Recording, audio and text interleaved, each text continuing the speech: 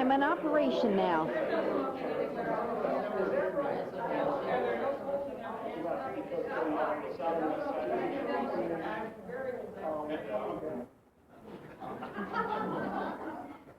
Our gracious Heavenly Father, we come into your presence this evening.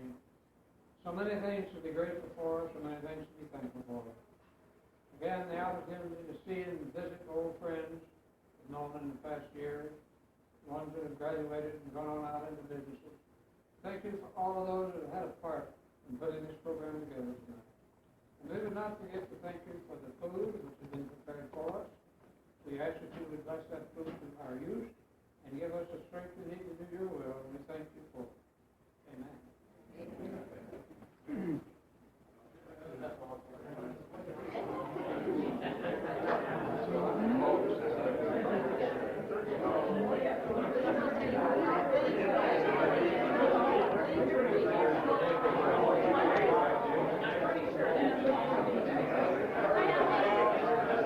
Hi, Ellen.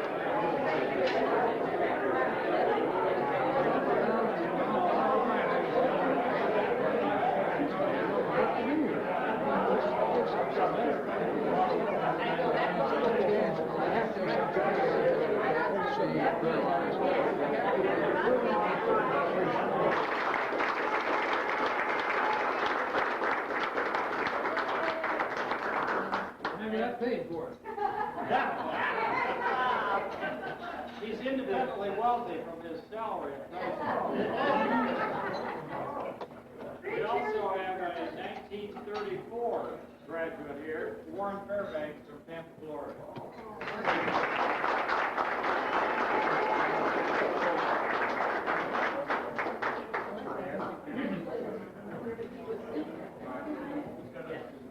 Okay, now, 1939, we have Mr. McDonald, 1939.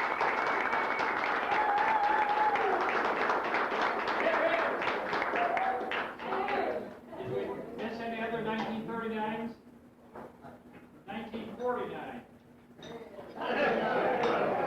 Okay, I don't have all your names, I got them here, so you'll just stand for the time being, and then we'll go through it later and you can introduce yourself. There's so many. Okay.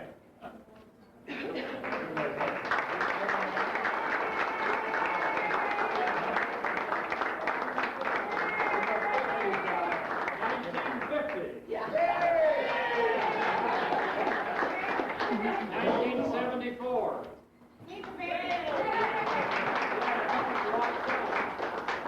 We're outside. Yeah, we'll get them on the committee. 1979.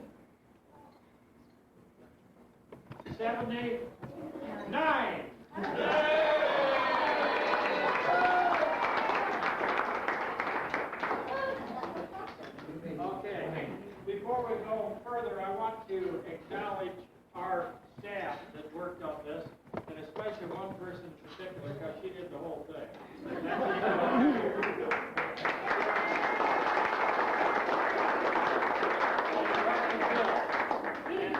Over this table, we have Jeannie Harmon, who works in our office, and this is her name.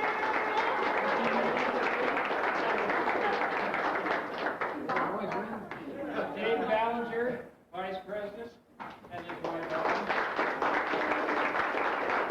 1970.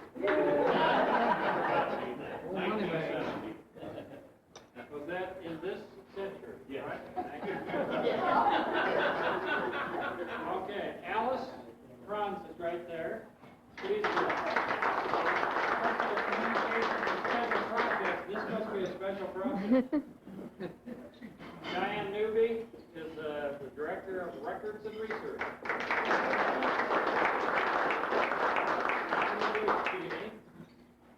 And Robin, yes, Robin, where's Robin? There you are.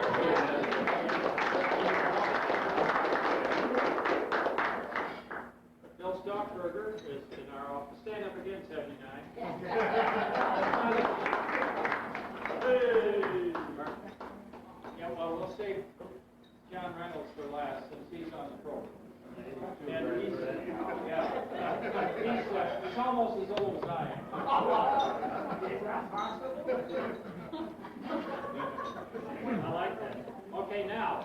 many of you got slips? All of the alums got slips. We're going to start right here with Richard, who's going to answer this question. Right here. You can introduce yourself since I didn't introduce you. And your wife. Okay, I'm Dick Hauffe. I'm from Decatur, Illinois. This is my wife, Mary Ann. She's a retired RN. Now, I'm trying to stay retired, but I'm not always successful. And what they asked me for was the most mischievous moment. You got to be kidding. Well, we did a couple of different things. One was, of course, I lived in a rooming house.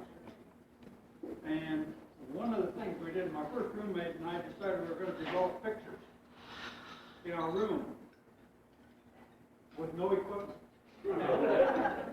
We managed it, but boy, did we hear from the landlady. The other thing we used to do, of course, was,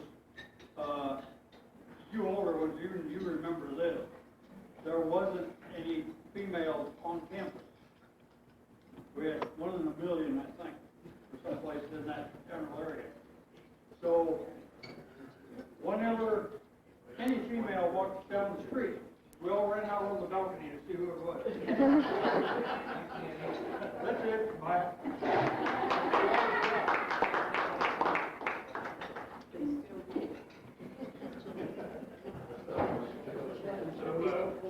White Thompson from Parkland, North Dakota, and my wife, John. Been a good wife for me for 48 years. Good. Most memorial professor in life. Actually, it was Cecil Hauffe. He was the head of the department. And if you missed one class, he'd drop you a grade. So I never missed one in 3 years.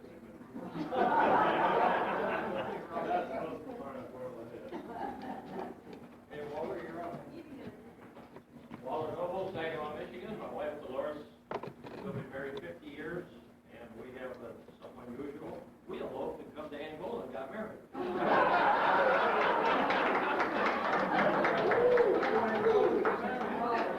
Never lasted, if you elope. Only 50 years. Two things come to mind. One is a group of us went down and decorated the square, the statue in the square was when we were going to school, and I know other ones did too. And the other thing we used to do is they had a drive-in theater up by the Pokagon State Park. We used to take 2 in the car and 3 in the trunk.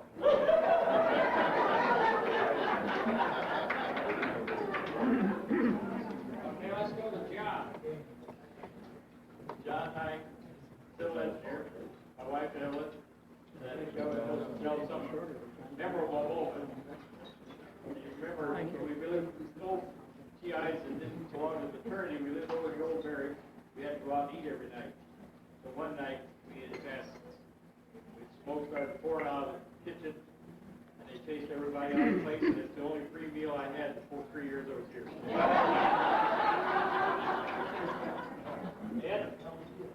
Ed Sanger, this is my wife Esther. We recently celebrated our 50th anniversary.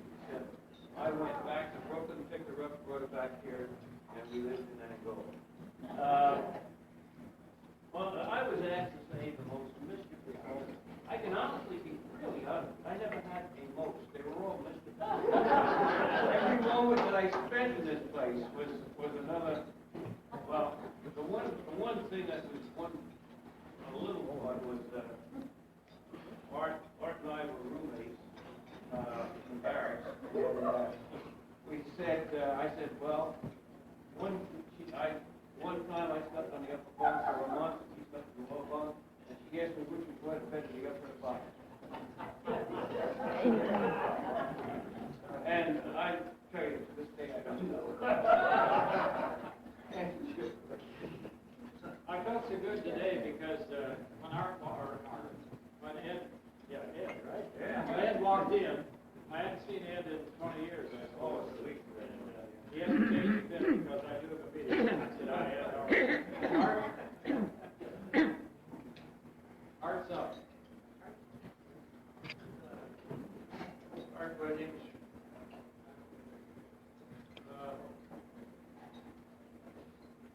I'm supposed to say what my favorite campus activity was.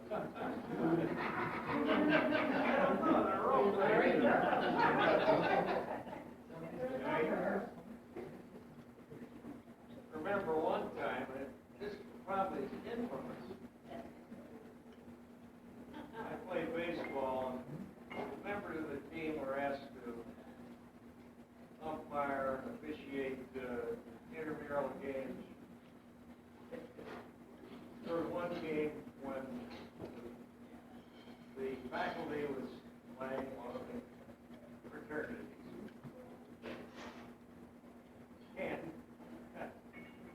one obnoxious professor, I don't know what his name was anymore, kept bullying around and pushing people off bases and what have you, asking me to call the guy out. Well, I called the guy out, but it was him. Now I'm gonna call him Bob Ramp. He's so popular that he was in my modulus in 1948, and he's here with the class of 49. I think he was here about 10 years ago. Robin, could you close the Well, blinds? most memorial professor is, and why? Well, I'd like to say something for Dr. Quinlan. He's done so much for me, because when I came to college, I was on the GI Bill, and he was the head of the department. I had many problems come up, but John always was there to help me out. So I really appreciate that.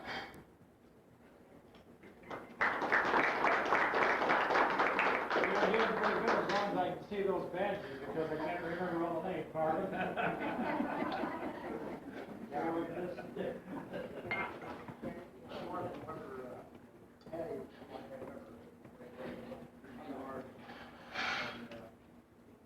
My ticket says that most mischievous moment.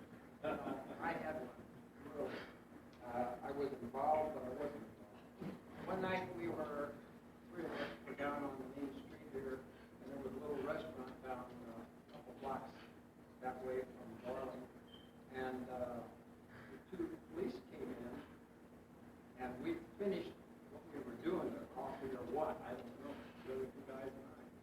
And we went outside, and the police car was sitting on the corner, right around the corner, and the engine was running.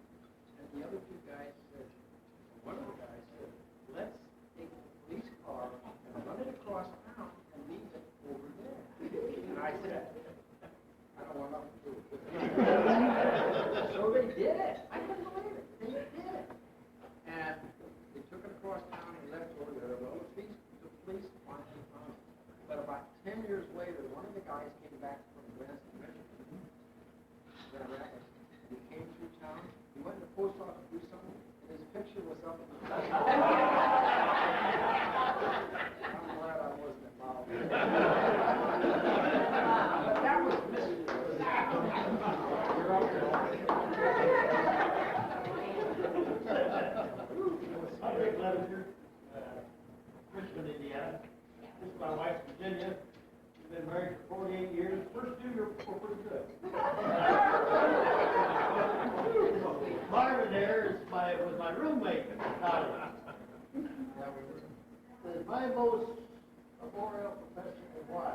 Most memorial professor, Clyde Shaw. He always said to me, Clevenger, you'll never amount to a damn.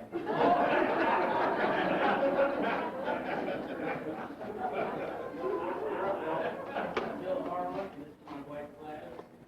I was a member of the state of my favorite fraternity. We used to have to go up with the festival as member to member.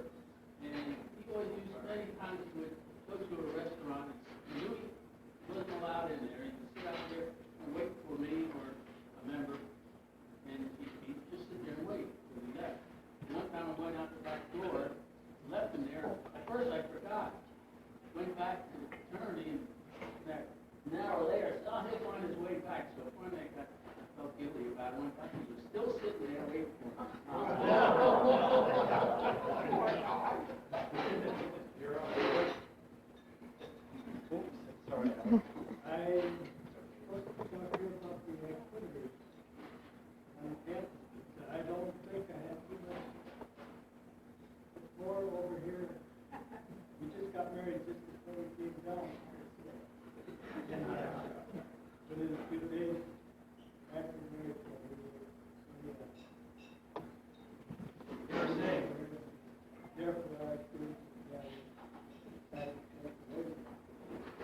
you're saying that you didn't have extracurricular activities.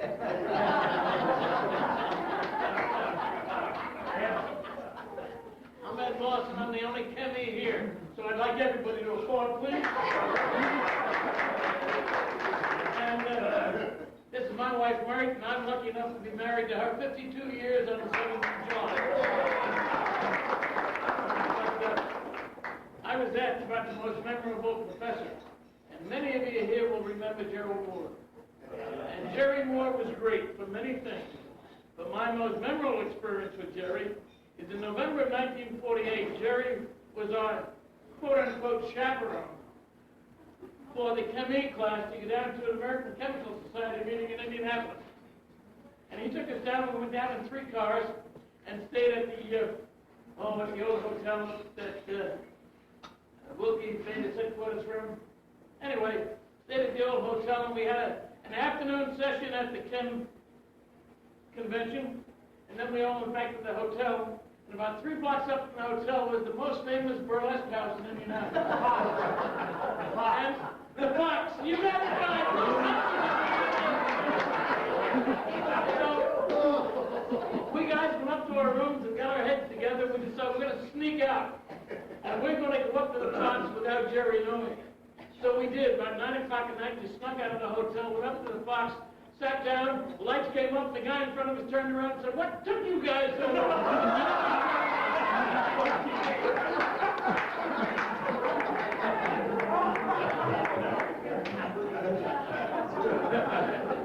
There you are. I want you to know, I'm the whole class of 1939.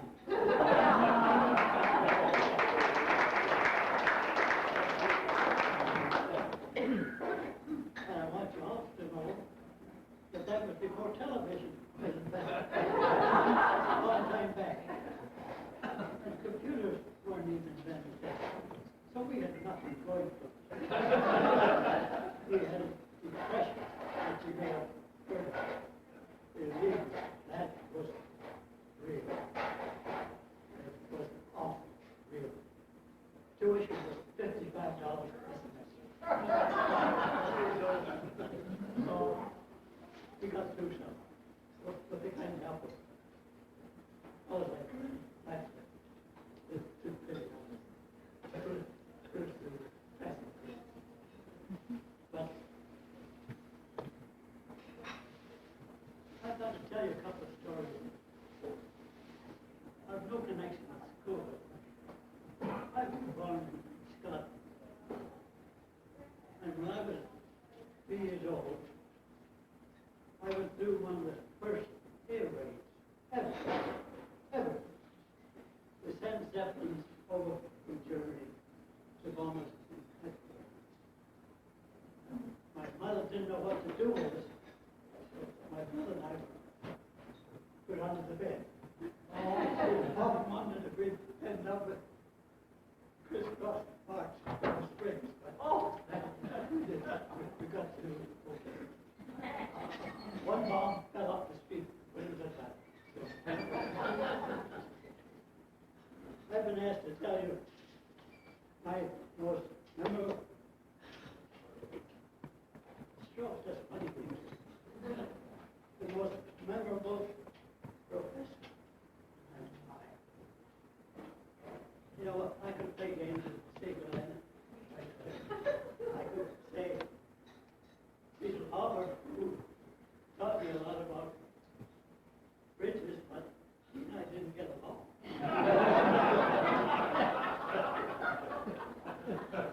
I was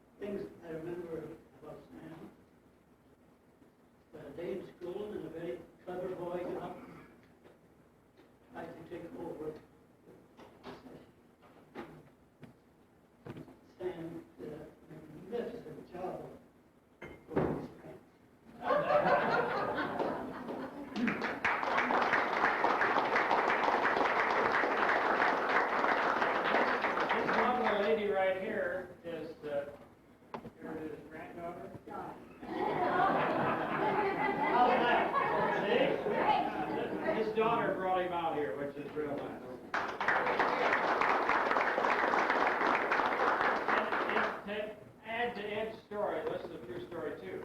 I went my senior year to the Indiana High School basketball playoffs. Guess where we went?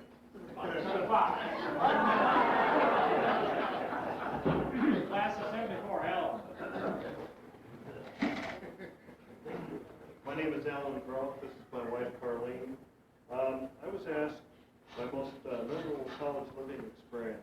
We were kind of sitting here talking about our freshman year and some of the dorms and stuff. I guess that has to be, I can't pick one, but I guess primarily my whole freshman year was kind of that. Lived in Stewart Hall up on the upper floors, and we were divided up basically into 8 groups because each floor was north and south, and it seemed like that there was always a rivalry going from one end to the other. We had Christmas decoration contests. We had all kinds of things. The thing that always seemed to happen, though, is that sooner or later it ended up in being a water fight. And we always pitied the poor people that lived in the basement because they had no place for the water to go. Bruce? My name's Bruce Holbrook, and they asked me about my favorite campus activity, and I guess that probably would be at my sophomore year after the fall term. I started to get a little bit bored. I felt like I had control of things, and by accident I wandered in on the fencing team, and the next week I was on the fencing team, and 2 weeks later I was fencing.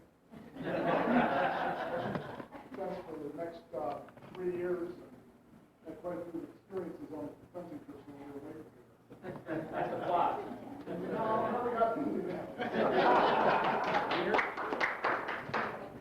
My name's Peter Lisi. I was in mechanical engineering. I'm from Indianapolis, Indiana. My ticket says the most memorable professor and why. I guess it was Dr. Myers. I don't remember his first name. I think it was Doctor. That's all I remember. But he had worked in the aircraft or airplane business, and I thought that was pretty neat because he brought that practical experience, and that was a business I didn't know anything about. It was interesting to talk about that.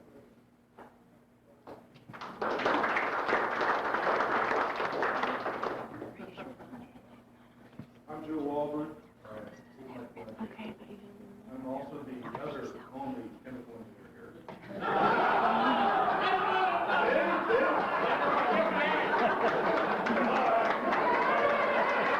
Isn't he a handsome gentleman? That's 2 weirdos here.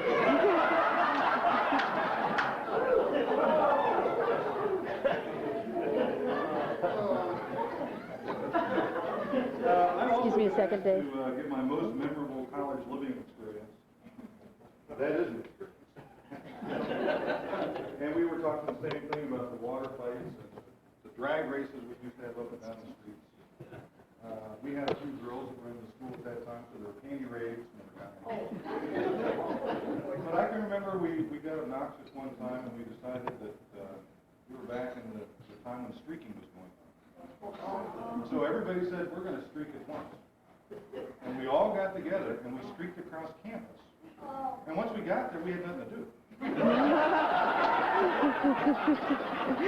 So we stood there with nothing to do. And all the town's police showed up. So we all took off and we had nowhere to go. But we had a lot of fun doing it. But actually my most memorable experience was, it was a tough time for studying for everybody. But I can remember that even in the dorms and whatever, that you study for an hour or a couple hours, and a bunch of people would get together and say, we just got to do something to relax and get away from stuff. And it always ended up in an impromptu football game. And it may last for a half hour or an hour, and once you got rid of that energy, you could go back and study. But there'd be football games all night long. And it was always in the parking lot, and everybody got it. I remember that.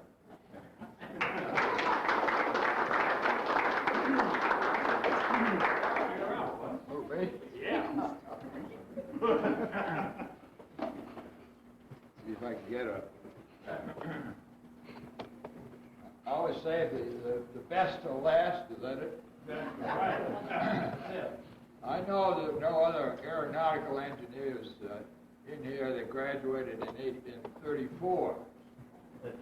But I tell you, this was a year when we had prohibition.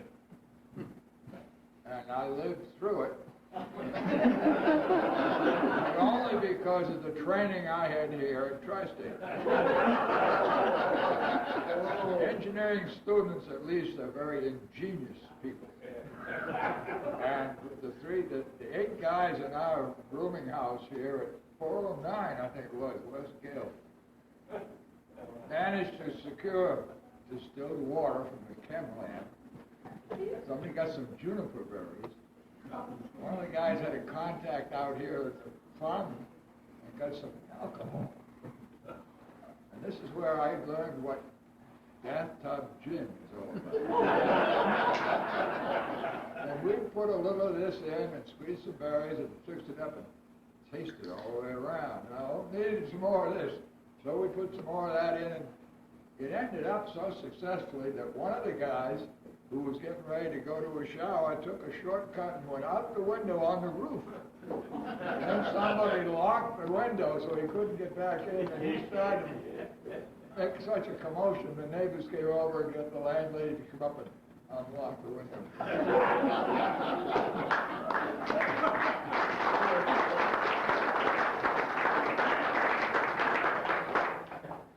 Dave, do you have anything to add to that? I'm still having memorable experience. I think we've all heard some real good reports on Tri-State, some of the things that happened. And I probably could ask the question, growing up in Angola, and I'm native from Angola, many of you probably ended up on stunt night in our local jail. Anyone hold their hand up to the jail on stunt night?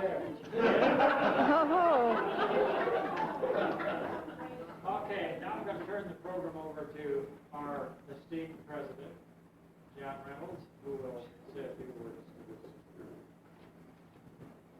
These guys didn't even know they were sitting with somebody so esteemed. No, they were complaining all night. You know, here I thought I'd give them a break and sit with this class of 49. And they were sitting there saying, God, I wish you'd have sat somewhere else. We never did get to eat. I'm not going to say too much tonight. Maybe a half hour or 45 minutes. No, I'm on, I think, tomorrow afternoon, so I'm not going to tell you a whole lot of things tonight. Because I need to come tomorrow. But I'd like to just thank John and this development group and the alumni group. You always did a great job putting this together.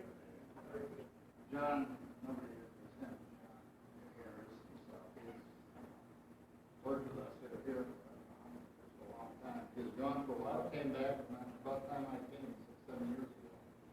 And it's kind of part-time, that's about all he can handle. You're right. He does a great job. He's the only guy old enough to remember everybody that comes to him. We'd be in big trouble if it wasn't for John, I tell you. But it is really great to have you guys here, and, you know, especially, you know, James and Warren and those guys are back. And you, 39, and maybe 34. I mean, that's a long time ago. Awful long time ago. 34. Yeah, I know. What, you thought I said 44? No, 34. And we really are happy to you guys can make it. You know, I just had my license renewed. Driver's license? Driver's license, yeah. I just drove up from Florida with a brand new license, and they renew them in Florida for 6 years. I've had no accidents and no arrests. It's good until 2005. You know, one thing I've said, so I've been here 6 or 7 years now, one thing I've noticed, I've been at a lot of other schools, is there's either something about becoming an engineer or whatever, because most of you guys are engineers when you went to school here, or going to school here. We have got people that come back, that graduated, I've been here in the 20s, and you think 34 and 39 are a long time. We've had days, what, 26, 23? These guys are 95, 97 years old, and they're in better shape than me. Yeah. We do have, Tri-State has got the darndest longevity I've ever seen, really, in our alumni. So I expect you guys, you know, some of you are just kids. Obviously not in the chemical department. Well, no. telling Ed something, talking to you, saying something about the two of us, our middle name is Motormouth, and I told him to speak for himself. But I forget what it was, I told him, you know, not to stand too close to us, and blow us up or something, you know how those guys are. They start mixing all those things together, but anyhow, tomorrow, if you haven't gotten around, how many, did you take all of them, John, the engineering? Yes.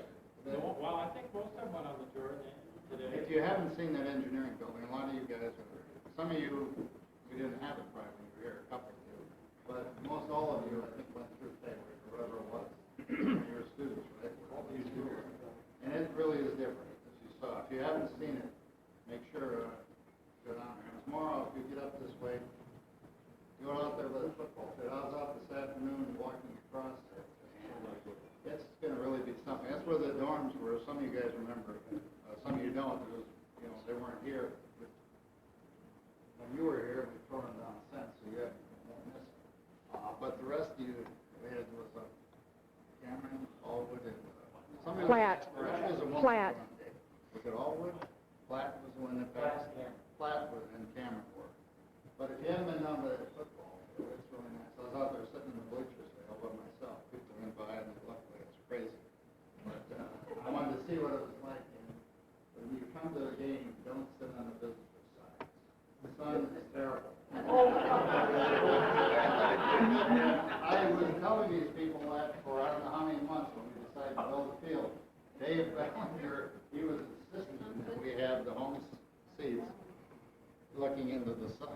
And I finally prevailed. He's not going to respond to that. I was, you know, demanding that they be on the northeast side. Told them we get a little tan sitting over there, and they finally convinced me we should have the home seats over there where the concession stand is. I went out there today to see if they were right. They were right. It's terrible. But if you haven't been down there, take a look at that. It's going to really be nice. We're going to play our first game there this fall. So I don't have anything else to say tonight. Oh yeah, some of you know Melanie Harmon. She probably sent some information out too. She'll be back. She had a baby too. April the 2nd. March 29th, almost 3 months ago. Her first child. I think she's coming back to work Monday or Tuesday. Yeah, so she's been gone ever since that time. Leave. She'll be back. Those of you that will ask about her. So she's still in town. She's just lollygag around tonight.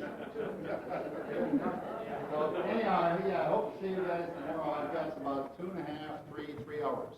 No, I'll keep it short. Don't look at me like that, Warren.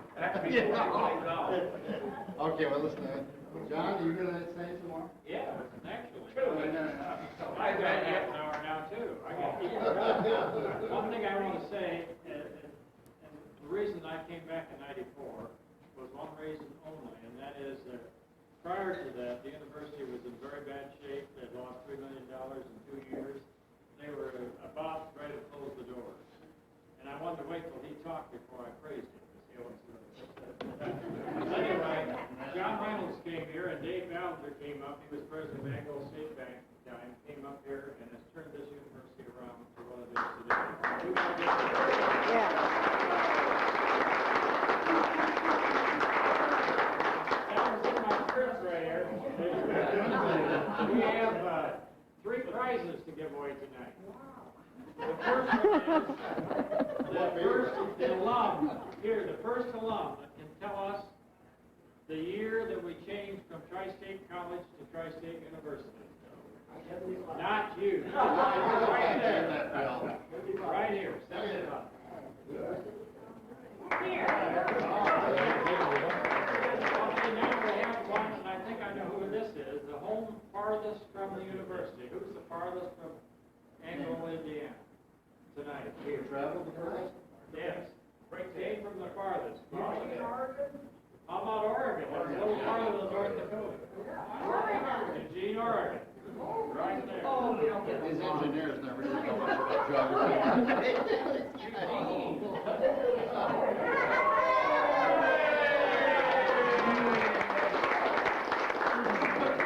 And the last one is the alum here that retired the earliest. This will be good. Retired the earliest. How old were you when you retired? Retired from their business.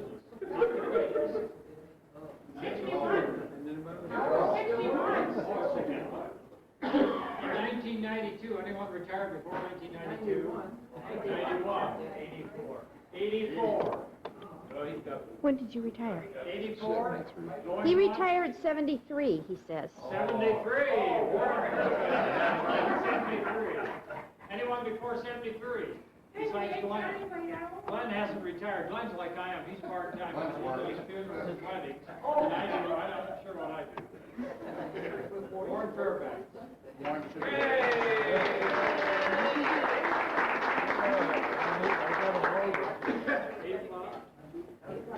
Okay. I'll remind you about tomorrow, the breakfast at 8 o'clock. How long does that run? The breakfast, it'll be very short. It's continental breakfast, no set program or anything. Well, as long as you wish. Continental breakfast is not just rolls or whatever. We're having egg casserole and bagels and fruit, and it's more than a continental breakfast. It starts at 8 o'clock. Anybody who's golfing, it's at 8:30, right down the hall. And See, Ryan's in charge. if you're taking a community tour, we'll be getting together at 9:15. So breakfast is at 8, community tour starts at 9:15. Any questions? Where's it start? Community tour start? The community tour will start on the west side of Hershey Hall. West side of Right Hershey, in the right west over side of there. parking lot. Okay.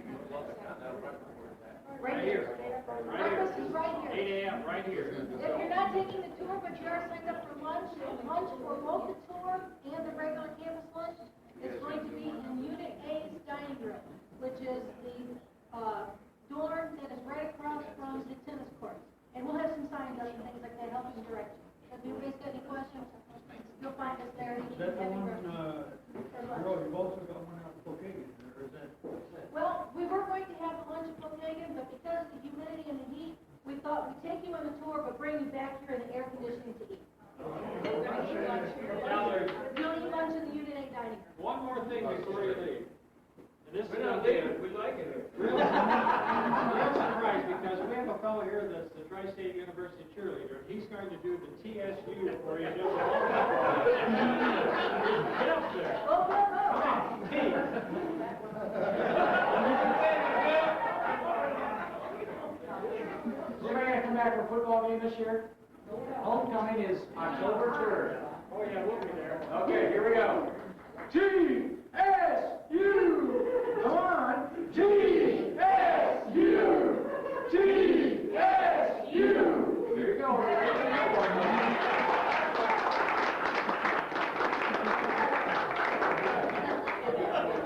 We thank you all for coming and we'll see you in the morning.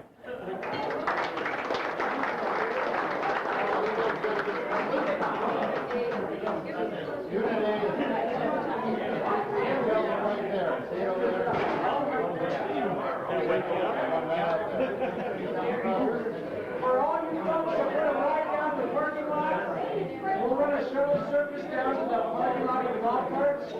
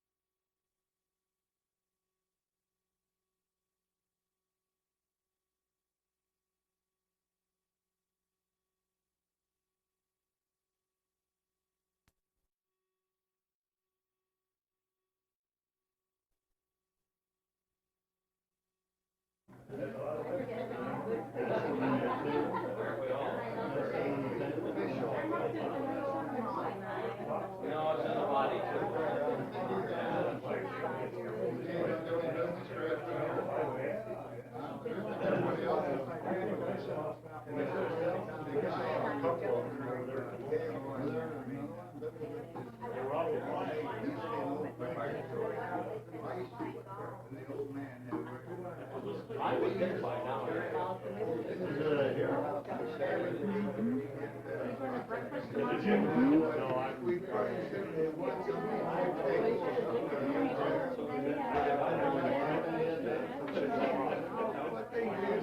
I say they won't get done till. Pretty close to it. No, so not done yet? Oh, I don't, I'm just guessing. Five.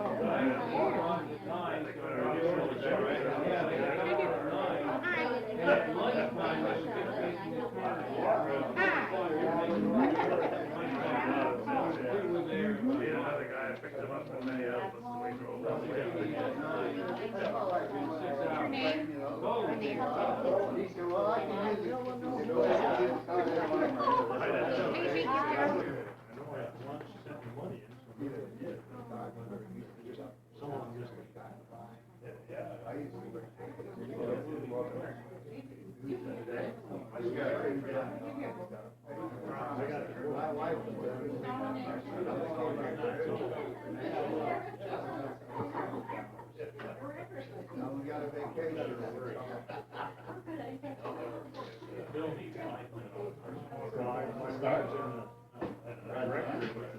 Folks, I think we're gonna get started, okay? Bill, you all ready over there? You and Bob all set? We're ready. I'm gonna read poems. Okay. You're gonna what? Read a poem. He's gonna, what? No, I'm just kidding. At the end. Bob's got two. Did you see Bob's books? He's got two of them. Poems, really. Very nice. Thank you. They're out there. These guys don't believe us. Listen, this will only be, I think Gladys asked me how long. I said 2 to 3 hours. She just screamed when I told her that outside. I thought I'd just try to tell you, Dave will probably jump in once in a while. He usually wants to talk every so often. He can't contain himself. And every once in a while he cuts loose. But we thought we'd talk to you a little bit about, well, what's happened the last few years and what we're doing now, and then maybe what we're going to do. And it's not going to take very long. We thought we'd leave some time for some questions, at the end. But all of you have asked me, I think in the last day or so, what's happening as far as enrollment is concerned. This fall, we'll probably be about 1,120 some here on campus. If you take a history of the last 20 years, everybody that's here, faculty men say, oh God, we had, 10 years ago we had all kinds of students, or we didn't have any students. They're all crazy. It's not true. In the last 20 years, we did not too long ago. If you try to average the last 20 years, it's about exactly 1,100 students. It hasn't changed much since probably about, I don't know when some of you guys were here, about 74 or 5, it started to, after Vietnam, it started to tail off. When Dave was here, and probably you guys were here, it was one of the peaks, and some of you that were here after World War II was another one of the peaks. But those were the only two times I really think they had big numbers. After World War II, so you get what, 1,800? 18, Dave, when you guys were here, about the same? But I think, probably in the 50s, after, most of you World War II guys got out, but it probably dipped some, and then Vietnam, late 60s, 70s, it came back to about that same size. But since, I would say 74, 76, somewhere in there, 78, it's been about from 1,000 to 1,150. In fact, a couple times it dropped down, I think the high 9s, 980 or something like that. But it's about 1,100, and it hasn't changed much. Everybody says, isn't it going to be what it was, and they're going to have 1,800 again? No, you're not going to have 1,800. If we can get this between 12 and 1,300 here in Angola, we think we'd be doing really well. There are 3,600 colleges and universities in the United States today. When you guys were in school, or when I was in school, there probably were about 1,500. But in the 60s, they came on with 12 or 1,400 community colleges across the United States. So everybody's got engineering. When some of you guys, World War II guys, were here, there wasn't even an IPFW, Indiana, Purdue, at Fort Wayne University. They've got mechanical engineering there today. They've got electrical engineering. Western Michigan's got big engineering school. Toledo is a very big engineering school. So we're pretty much today surrounded by engineering schools that didn't exist, some of them, when you were here in school. So the competition is much. I'm talking about just engineering. Those Was you in business, everybody and their brother, all 3,600 schools have business programs, I think. I don't know any school in the country that doesn't have a business program today, so there's a lot of competition. But if we can keep it around 11 to 1,200, that'll work pretty well for us. The breakdown's still about the same as it's been probably for the last 15 or 20 years, about half engineering. Now, that's a lot different than when you were here. It was almost all engineering, or 70% engineering, or 80, 20, 30% business. Today, it's about 50% engineering, 25% business, probably 10 or 15% teacher education. Now, it may have been here when you were here, or it came and went about 3 times in the history of the school, teacher training. And it's been back about 20, was it here when you were here? No? So it's came back probably about 80 again, somewhere in there, 1980. It's fairly, we had both trained elementary teachers and secondary, high school teachers. So that makes up about 75%, half engineers, quarter business, or about 80%, and then about 10, 15% teacher. And the rest are either criminal justice, computer science, or everything else. We have a few pre-med, but that's pretty much it. We only have 5 or 6 really different things, not counting all the different engineering programs. Engineering is probably the same as when you were here: mechanical, electrical, civil, chemical. We still have aero, but aero today is what they call a STEM, or a concentration within the mechanical department. We had the degree until about 3, 4 years ago, and I don't know if any of you are aeronautical or not, but aero is always like this, depending on what the government is doing. And this last time we got down to 20 or probably 20 some students, and with our accreditation today, which is ABET, Accrediting Board for Engineering and Technology, it's a professional accreditation, which we didn't have, I don't think, when most, maybe all of you had. They're very prescriptive. If you have an aero program, for instance, if you have 10 students in the aero program, you must have 3 aero faculty specialized. If you have 300 students in aero, you must have 3. So it doesn't matter. If you have 1 aero student, you have to have 3 faculty if you're going to give the degree. So it wasn't very practical. So, and very few schools have it, other than the big schools. Most of them do what we're doing now, have a concentration that is part of a mechanical. And so we still have 1 or 2 aero guys. And Bill Myers, I think you maybe mentioned one of you guys, but Bill's still here. Bill's 106 now. Bill's about 60 years old. He's been here for 20, 30 years probably. He still teaches some of the aero courses. He was a graduate Tri-State years ago. So that's pretty much where engineering is. Mechanical, still the biggest. Electrical, second. Civil civil is usually third, but chemical gets hot once in a while. A couple of years ago, and they kind of bumped them, and civil, I think, got embarrassed, so they're third largest again. The bulk of the faculty, we have 70 faculty. We got 200 employees here in Angola, approximately 200. 70 or a third of them are full-time faculty. Of the 70 faculty, about 25 are engineering faculty. All of the engineering faculty, except one, has a PhD, so it's much different today. That's something they have to do. So we've got as qualified and credentialed faculty as anybody, as Purdue or Toledo or Michigan or anyone else. The only difference is we're strictly undergraduate. We teach just undergraduate, not just undergraduate work. Business, we've got about a half a dozen faculty. That's the smallest group we have, probably always was. And the largest really is what we call arts and science, which includes everything: math, science, teacher education, humanities, English. So they would be the bulk, of the faculty. This year, or in the past, and I don't know how it was when you were here, has there always been business school?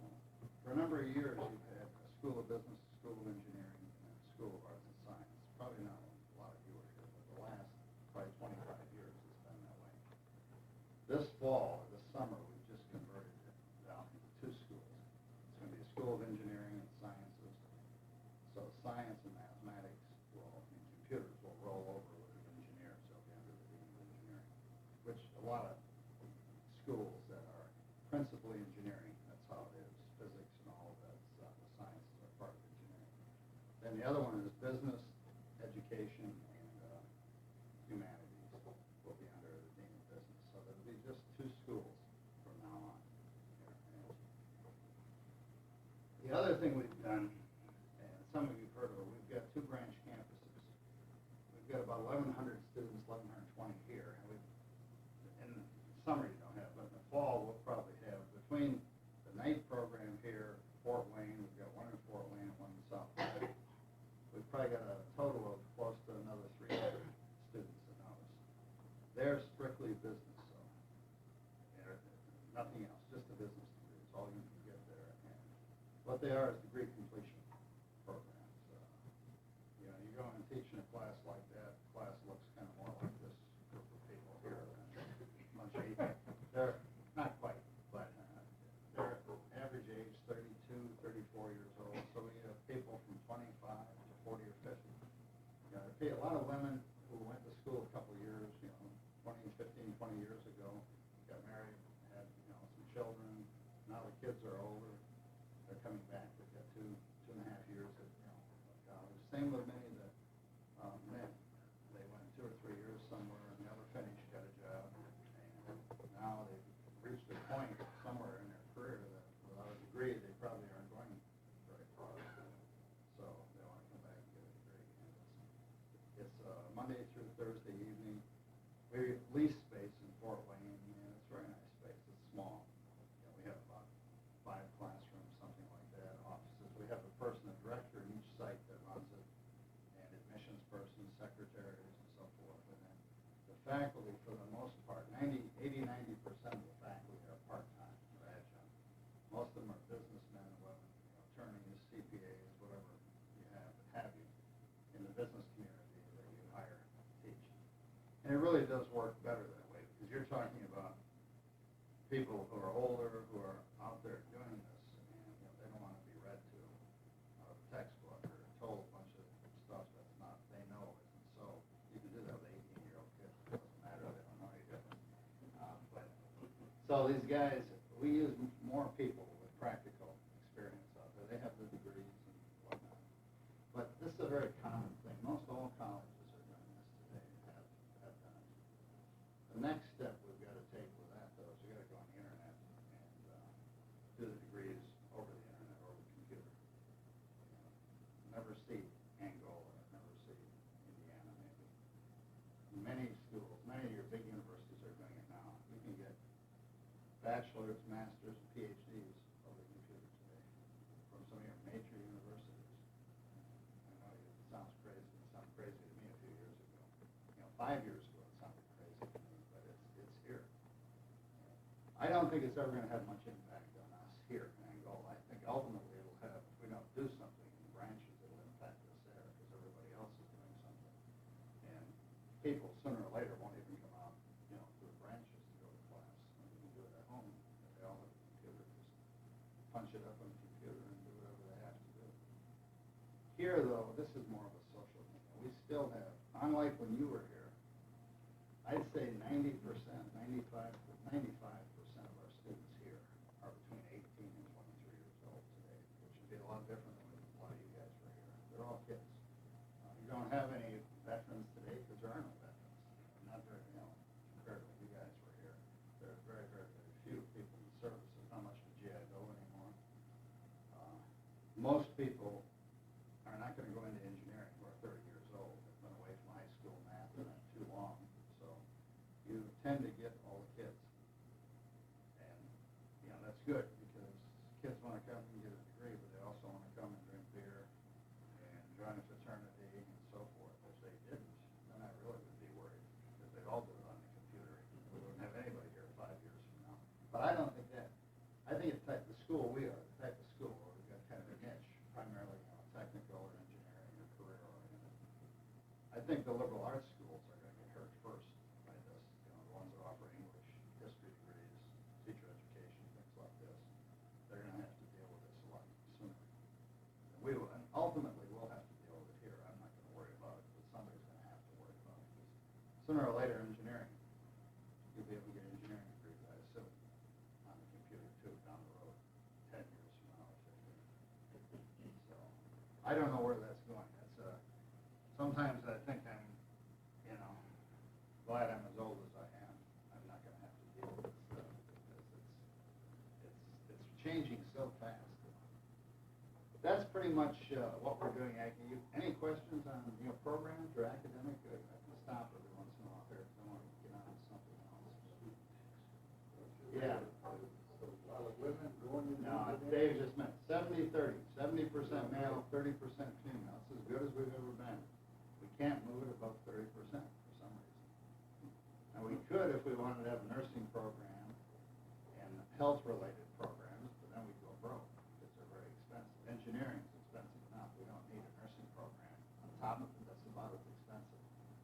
If we didn't have teacher education, we'd be in big trouble. I think we'd be back to 90-10 because most of the teacher ed students, not all again, but I'd say 70% are female. And without teacher education, we've got about 350 women here on campus, about something like that.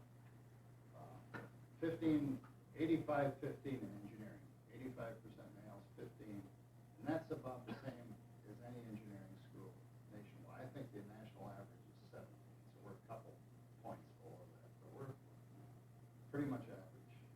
Engineering is the only profession that hasn't made the switch and attracted women. Everybody else has.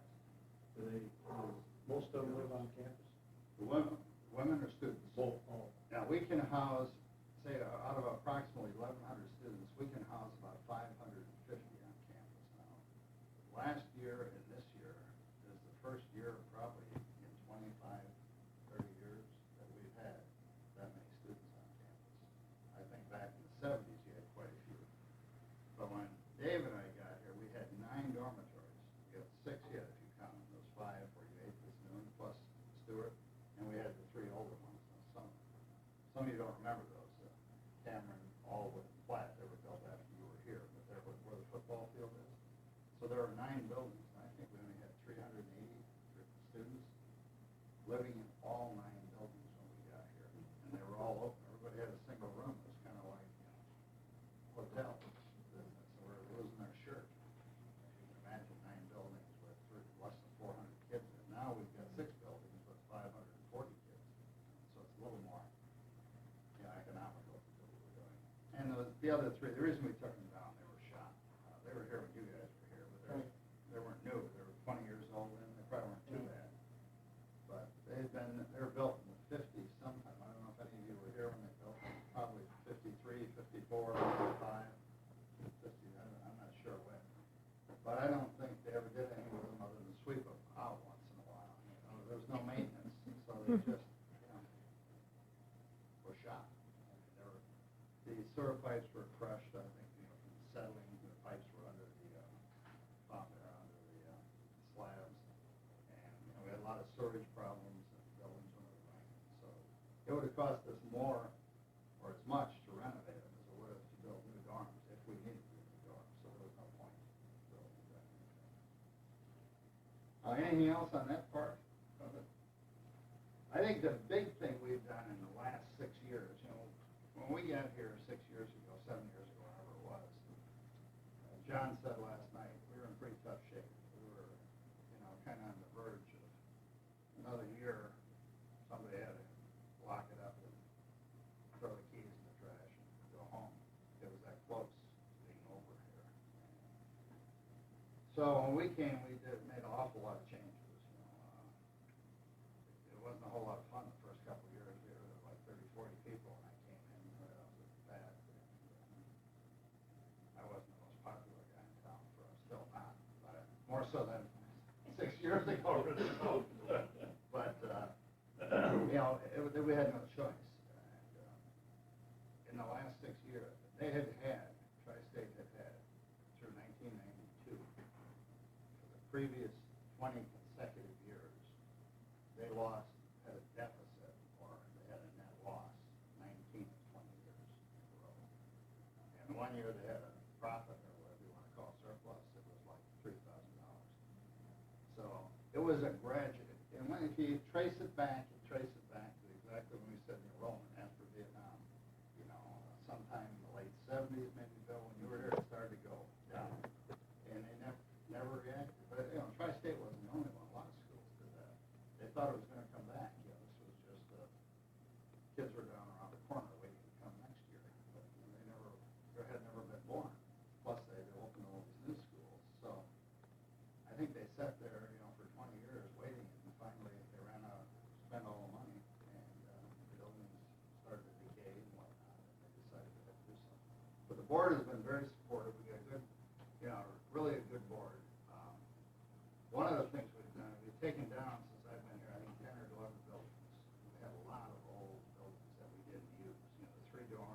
remember the old ice house out here, drafting?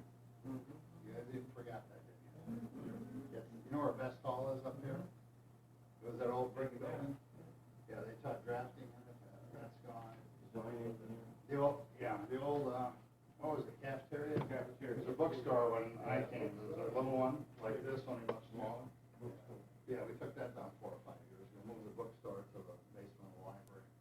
And then a bunch of houses that adjacent, the old pizza place on the corner of the library, that's gone. We had 2 houses around that are gone. Several houses up on the hill here, tennis courts down here across from the football field, if you recall, there was some tennis courts, those are gone. I don't know what else. A lot of the old smokestack, yeah, in Faywick. Took that down, remember, we just forgot that big smokestack? That was the boiler plant. We had some crazy guys from Kentucky came up, strapped a bunch of wood extension ladders to that bugger one morning at 7 o'clock. Went right up, they asked them what they're gonna do, they're gonna go up and take it down. They said, so 2 of them went up there, stood on the top. One of them had a jackhammer, and the other had a sledgehammer. One stood on each side, one with a jacket, and then they got out of the way, and the other guy hit up the sledgehammer and knocked the bricks down and set him down, they came. And the only guys from Kentucky to do that. I remember talking to him, and I told him, you gotta be crazy about it. And I said, they do that all the time, they just sort of came from down between Barkley and Kentucky Lake where the big ones are. And he said, well, that was only, 80, 90 feet, well, it wasn't much, nothing. He said, they're up to hundreds usually. He said, what he'd really like to do before he dies, there's one down in Kentucky at Barkley Lake, in the PBA, like 500 or 600 feet. Boy, he'd like to go up there. He says, they can take that part down. Boy, these are different kind of people. Must have been a civil engineer. Yeah, I think he was one Must of have been the, a chemical engineer. I didn't want to ask if he was a tri-state engineer, because I was afraid of the answer. But the biggest thing I think we did, one thing in the past few years, which Dave has led, and his people, a lot of people you talked to in Bill's and that department, we didn't do much of anything here as far as ever trying to build an endowment. If you recall, you were here, or whenever you were here, there was no endowment, was there, Dave? We're probably one of the few private colleges like this in the world that didn't have an endowment. And I think they only started about probably 20 years ago trying to raise them. In other words, that's, on one hand, that's, it says something about the school. The school didn't need it. They did very well for the first 80, 90 years. But you got to remember, too, until 1946 or 50, this place was for-profit. So it wouldn't have mattered who's going to give money to a for-profit. Nobody. So they probably couldn't have done it if they wanted to that point. You guys didn't even know this was for-profit, right? It was. It just became non-profit in about 1948. It was owned by some of the professors and board members. Guys, some of them quit right before your time. I bet there are a couple around yet that owned this place when some people were here in the 40s. Had stock in it. But anyhow, they took it non-profit then, but they didn't do much. They had one pretty much aborted campaign, I think, in the 80s. They raised some money. Some of you probably remember, they wanted to build a student center down across the tracks here about 12, 15 years ago. So the first campaign we ever really got serious about was in 1994. Must have been 1994. That $14 million, and you guys have all, I'm sure, seen it today or gotten nailed. We started it in the fall, I think, in 93, we kicked it off. And it's $14 million, which is pretty modest, not much. The bulk of it, about a third of it, was going to renovate Faywick, the engineering building, and some was for endowment, some was for a recreation center, field house, some was for a student center, and several other things. We raised $14 million a year ago, a year or more ago, so we got there pretty quick. So of course the board said it was so easy, being 5 years aren't up, let's just raise the bar to $20 million in the same period of time. Where are we at now, Dave? Just over. We've raised that, so we are at 20 now, so we'll have to start a new one. That's why we got you guys in here this afternoon. No, and so that's the first one. And the early part was pretty, not easy, but fairly easy. A lot of people gave for failing, and that makes sense. Most everybody, the graduates are engineers. That cost us $5 million to renovate. You've all been through there. And you remember what it was like 10 years ago or 20. It was a dump. It was probably the worst. When I came here, it was the worst building on campus, I thought. It made sense, being an engineering school. Why would you fix the engineering building, right? Why not have a nice humanities building? They don't have any humanities. But that's usually the way, colleges do things. And we were no different here. So we figured if we're going to compete at all, we had to fix that. Because it got to the point where Kim Bryan, the admissions people, wouldn't take anybody in there, prospective engineering students. They were too embarrassed to take them in there. They figured if they got them and then took them in there, they're gone. They go to Purdue or Rose Home or somewhere else. Because it was, kind of a joke. We had the old ladies you had from 40-something. We had a few new computers now. That was about it. But the bathrooms were still on half floors, so you couldn't get at them if you were at all handicapped. Water ran through the wall down the civil engineering gap. This is the west wall. It was pretty much the same, as it was when, well, and it was worse than it was when you were here, because they've gotten 20, 30 years older. But not much had been done with it at all. Today, that's got to be one of the best buildings, I think, engineering buildings in the country that I've ever seen. It's very, very nice. I think the kids are really happy, the faculty are really, proud of it, so forth. So, I think the development, capital campaign, it's got to be one of the high points in the last 4 or 5 years, what we've done with that. If we hadn't been able to raise the money, I don't know where we'd be today. Buildings would still be that. We'd have fewer students than we do, and we'd be in trouble, for sure. So, that's been the biggest thing. The other big thing here was the football program, non-academic or non-building, which was kind of controversial 4 years ago when we started, or 4 or 5, whatever it was. It just graduated first class. A lot of people thought we were crazy to do that because it is fairly expensive to start a program. But what we did it for was, male students, and this is primarily male school and engineering students. We figured there are a lot of kids that want to be engineers that, want to play football, and as they go to Purdue, they're never going to play football. And they're not good enough to play at Purdue or any larger school, or maybe at University of Toledo. And we still, I think, to this day, we probably get 30-40% of football teams engineering. It's more now. About half are engineers. So that's good. And a lot of those half is about 50, because he usually carries about 100 kids. Not that you got, the football brought all those 50 kids, but I bet they brought half of them, football has. Otherwise, 25 of those guys would be at Purdue today, or Western Michigan, or Rose Home, or somewhere else. So it's been very successful. And last year, he ended up third in the nation. We went to the semifinals and got beat by 4 points. We should have won. If I had been coaching, we'd have won, I told you. We should have never run Byron into the wide. We should have used ISO. He would have scored, we'd have won. But he doesn't pay too much attention. He's our football coach. But, no, he had a great, and a lot of them are back, I think, a lot of the kids, so I think we're going to be in good shape. He's done a great job. And that football field out there is going to make it really, we've been playing it either at Gola or Fremont the last 4 years. And it's pretty hard to get kids to go over to get in the car. A lot of them don't have cars. You get over 10, 15 miles to Fremont to come to the game, or even some of the local people. So we should have some pretty good crowds. We expect all you people will be there for the games. Where are we going to go from here? And I'm going to stop. I already told you about enrollment. I don't think we can do much better at 12 and 13 and a half. I don't think I'm pessimistic. I'm realistic. Anybody tells you you're going to have 1,500, 1,600 students here at 2,000 again is crazy. Unless, there's not going to be another World War II. If we have another war, nobody will be here. I'm afraid this time. There won't be anybody left to come. So, unless you had something, the economy really got terrible, and they paid people to go to school, then you might have more students. But, both of the times when Tri-State had large numbers of students were unique times. World War II, which was once in a lifetime, once in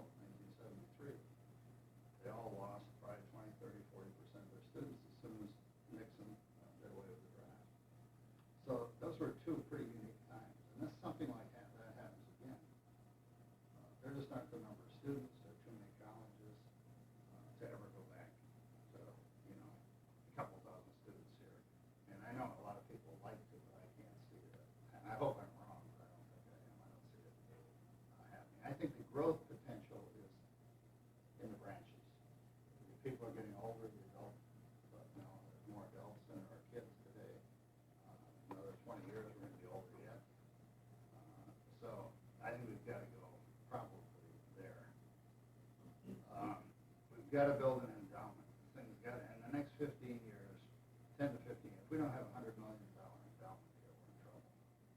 We spend right now 1/3 approximately of the total budget, or, close, 30, about a third, just on financial aid or scholarships out of our high that we give students to come here at discounted tuition. And that's not unusual, all private schools are doing this. But most private schools have at least a $50 or $80 million endowment like us, so they can offset it.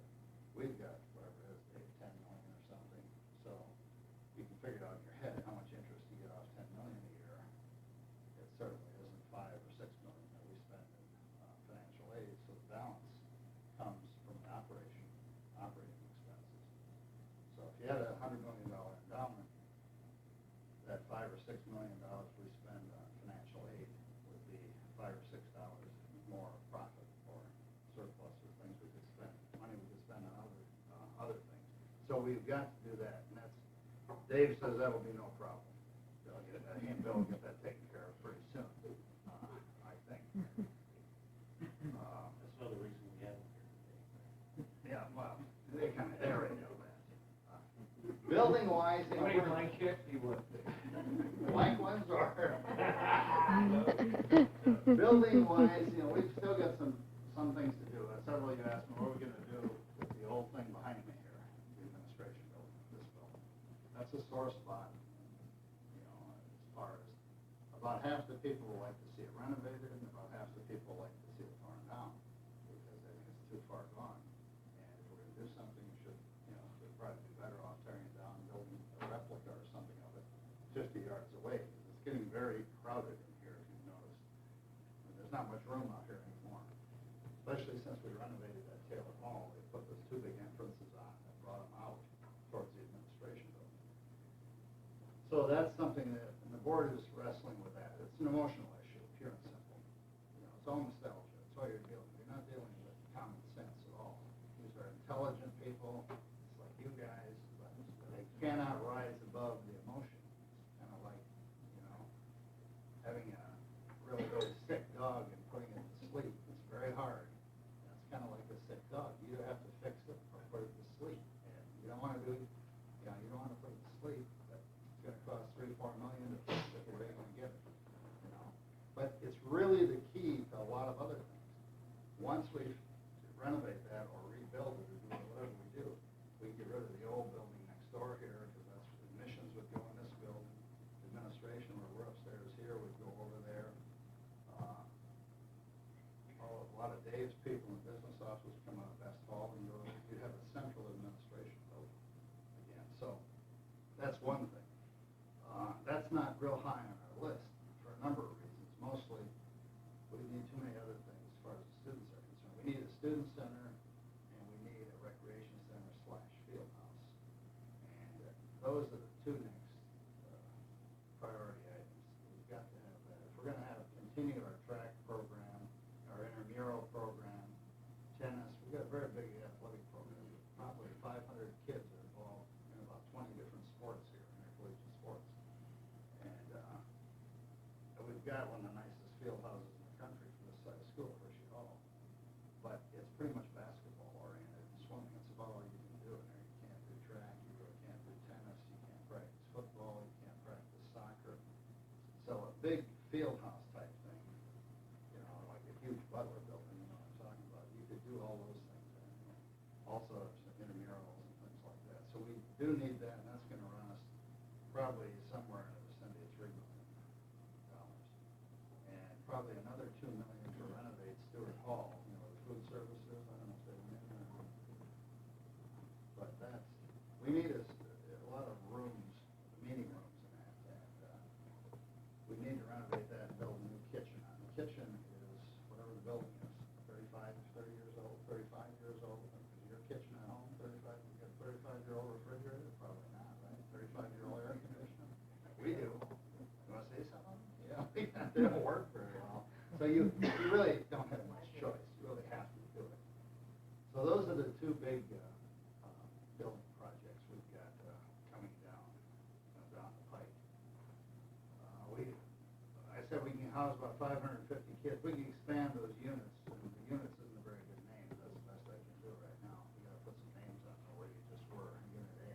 we can squeeze about another 35 to 40 beds, about 20 more rooms out of the lower levels. Some of them we have already done that, other ones we have offices in. And we can get her up to about 580 to 600 kids that we can house. We'll never need more than that. So if we can house that many, sleep that many kids, we're in a really, really good shape.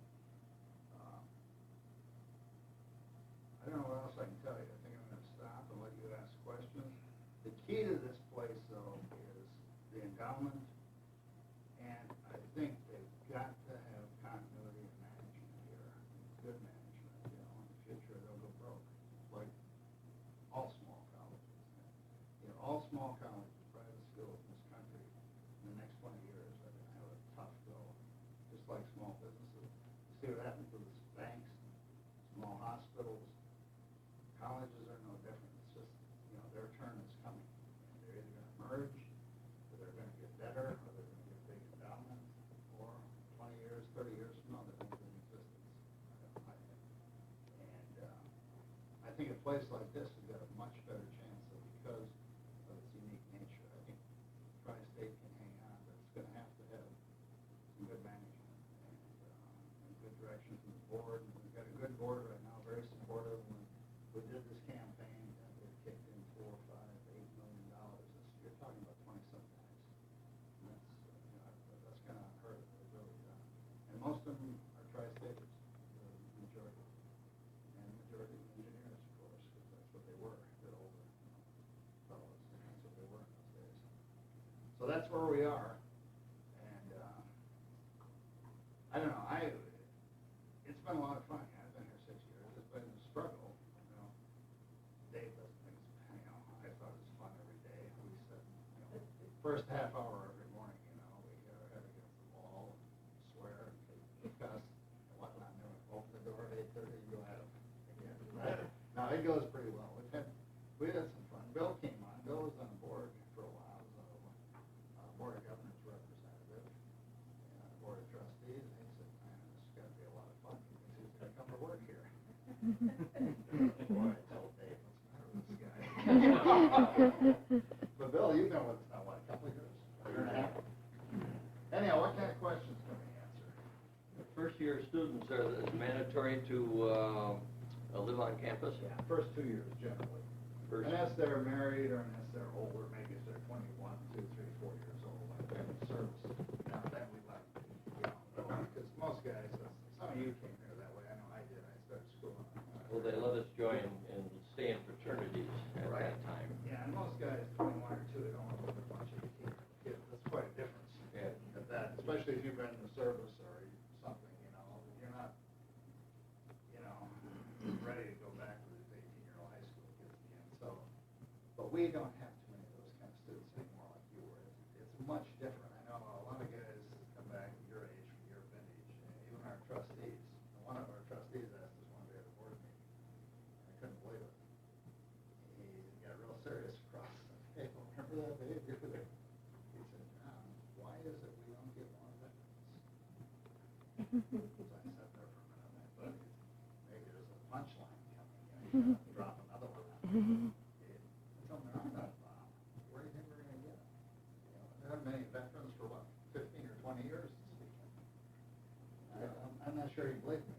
But John, you know, Dave, he probably could answer these questions. This financial aid, with these Pell Grants and what have you, I just wondered, how does that affect you, the scope, percentage of what you're getting out of the financial aid group? You know, the students have to have a system. The Pell Grants we get roughly, and other government aid for several, as you know, we get just over $1 million a year on behalf of students, about 1.2 million. We give away a total of about $6.5 million, so the rest is ours. We give away in the way of scholarships. But Bob, Pell Grants themselves, since Dave and I have been here, have dropped considerably. Not because the government's dropped them, that's part of it, they haven't raised them. But I think last year, Angie told me, or this past, we only got 250,000 or 300,000 Pell. They just talking about other money. But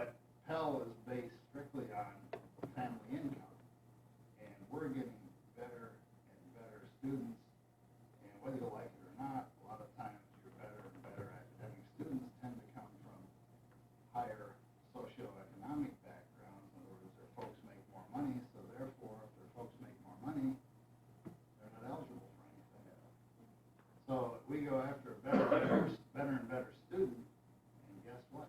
They cost us more out of our hide. But if we don't get better students, they can't make it here. This is not an easy school, as you guys remember. Engineering's not especially for half the students, they have to really bust their tail. So you can't, the year before Dave and I got here, I think they were kind of desperate, and they were taking whoever they could take. Not quite that bad, but not as good as students as we should have taken. Well, that first year we were here, we took attrition, and a lot of them, we must have lost, I don't know what percent, it's terrible.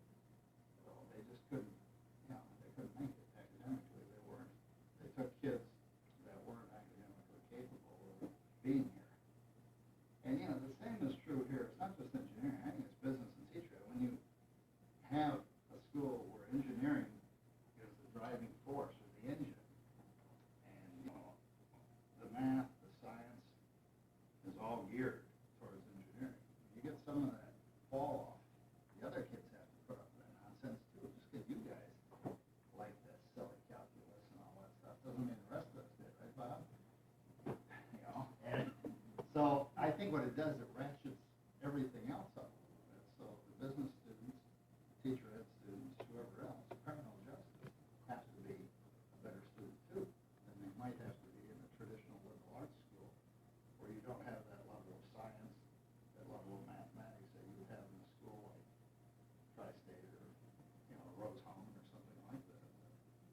Rose Home is fine. They don't teach anything else but engineering and science. It doesn't matter. Everybody likes this stuff. But when you guys were here, probably was 80%. It was just Ballinger and those guys had a subject that they took. You guys took what, business math in those days? No. I mean, you had like 80% engineers, so it probably wasn't quite as noticeable then. Today, when you're down to half and half, it becomes more noticeable because half the kids are not real excited about mathematics and chemistry and physics and whatever the engineers have to take. So it's a bit of a tightrope that the math faculty and the science faculty have to walk. They have to develop or deliver the math and that engineers can go on to their program with, but they also have to try to meet the needs of the business students and teacher ed students and the other non-engineering students that are here. How much is your tuition? This fall will be $12,900 tuition and fees, $5,000 more for room and board, so say $18,000 if you live on campus, plus maybe another $400 or $500 for books. But we are 2 notches, 32 private colleges in Indiana. 17 of them, or 18, are more expensive. We're 2 notches below the median. That doesn't sound so bad. You got to think about it. We're cheap, really. We're very cheap because half our kids go out of here. These engineers, they make at least $41,000-$42,000 minimum. Some of them go out at $50,000 out the door. You think you'd like to shoot those guys? It took me half my life to make $50,000. These kids are 20. A lot of people have never made $50,000. Even some engineers that are older guys. These guys are going out the door now with that. So I don't feel sorry for them. They're going to make it back. I kind of feel sorry for the teacher ed kids. They still pay teachers 20, 22, 23. It's ridiculous. Business are somewhere in between. They do okay. They're 37,000, 28, 30,000 business. So they're okay. But think about it in Indiana, if more than half the schools privates in Indiana are more expensive than Tri-State. There's only one that just is much more expensive than us that just cranks out engineers, and that's Rose Home. The rest of them, are liberal arts. They're getting basket weaving degrees, English degrees, and they don't have a prayer making any money for a while. Those poor kids, and they're paying not $12,900, they're paying $16,000, $18,000 tuition. I just talked to Bennington College president yesterday, yesterday, I guess it was. $26,000 just flat tuition, and they're primarily nothing but art, music. And they've got probably another 6 or 8,000. They're probably $35,000 a year. Where's that? Vermont, up in Vermont. 600 students. It's a kind of an uppity name on it. It's a well-known local art school in Vermont. But the East Coast schools are all in the 20s.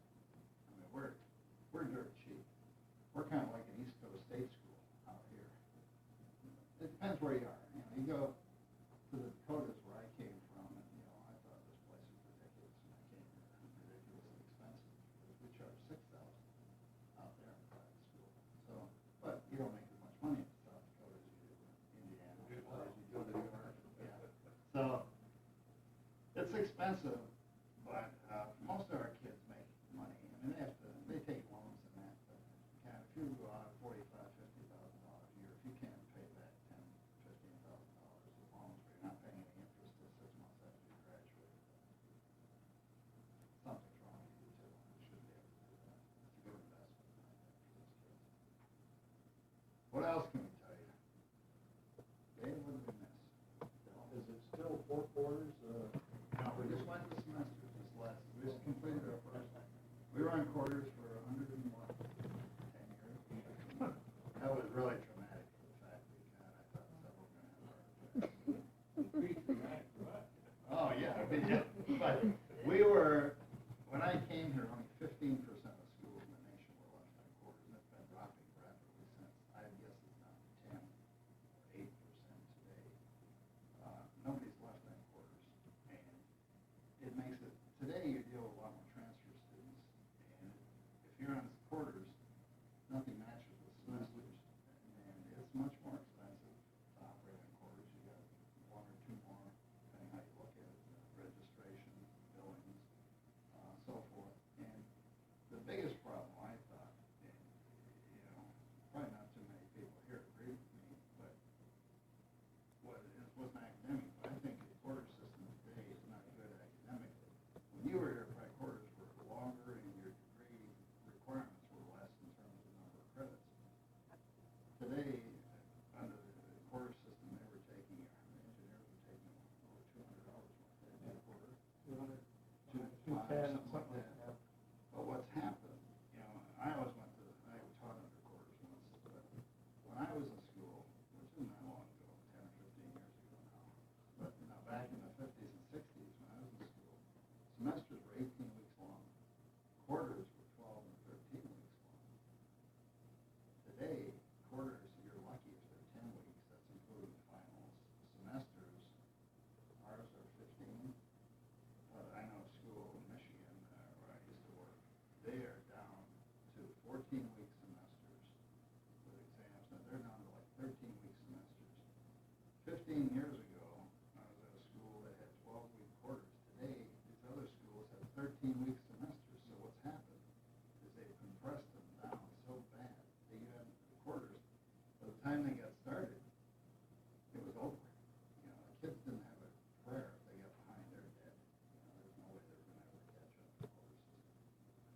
So that was one of the basic things. But the faculty, you know, they really whined and squealed and hollered. And, they already think this is the greatest thing, most of them, you know, because they have more time off. They had never thought about that. Now they get a whole month at Christmas. You know, before you used to get 2 weeks, remember, for Christmas. Kids did too now. When did we finish Alice this last year?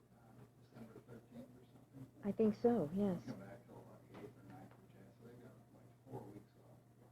So it's, you know, from that point, it's better. Pretty much everybody. And it puts the kids out in the spring. We were getting out really late. We were graduating like May 20th. This year we graduated May 5th.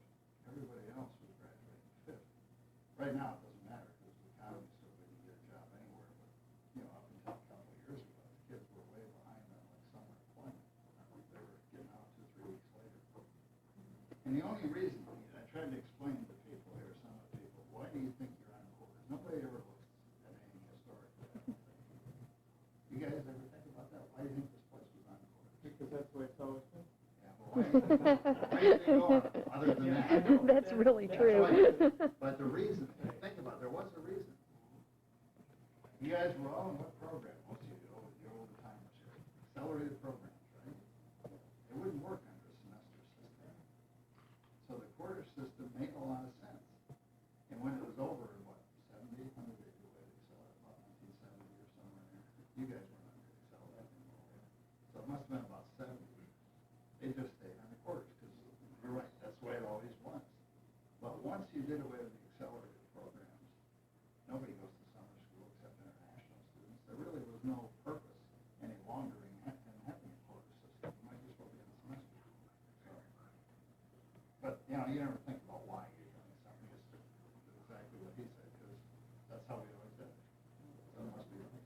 Well, only took 25 years to make a change, right? It took a long time to change, but that everybody goes through that. Another question. Yes, sir. What are you looking for when you hire these qualified professors?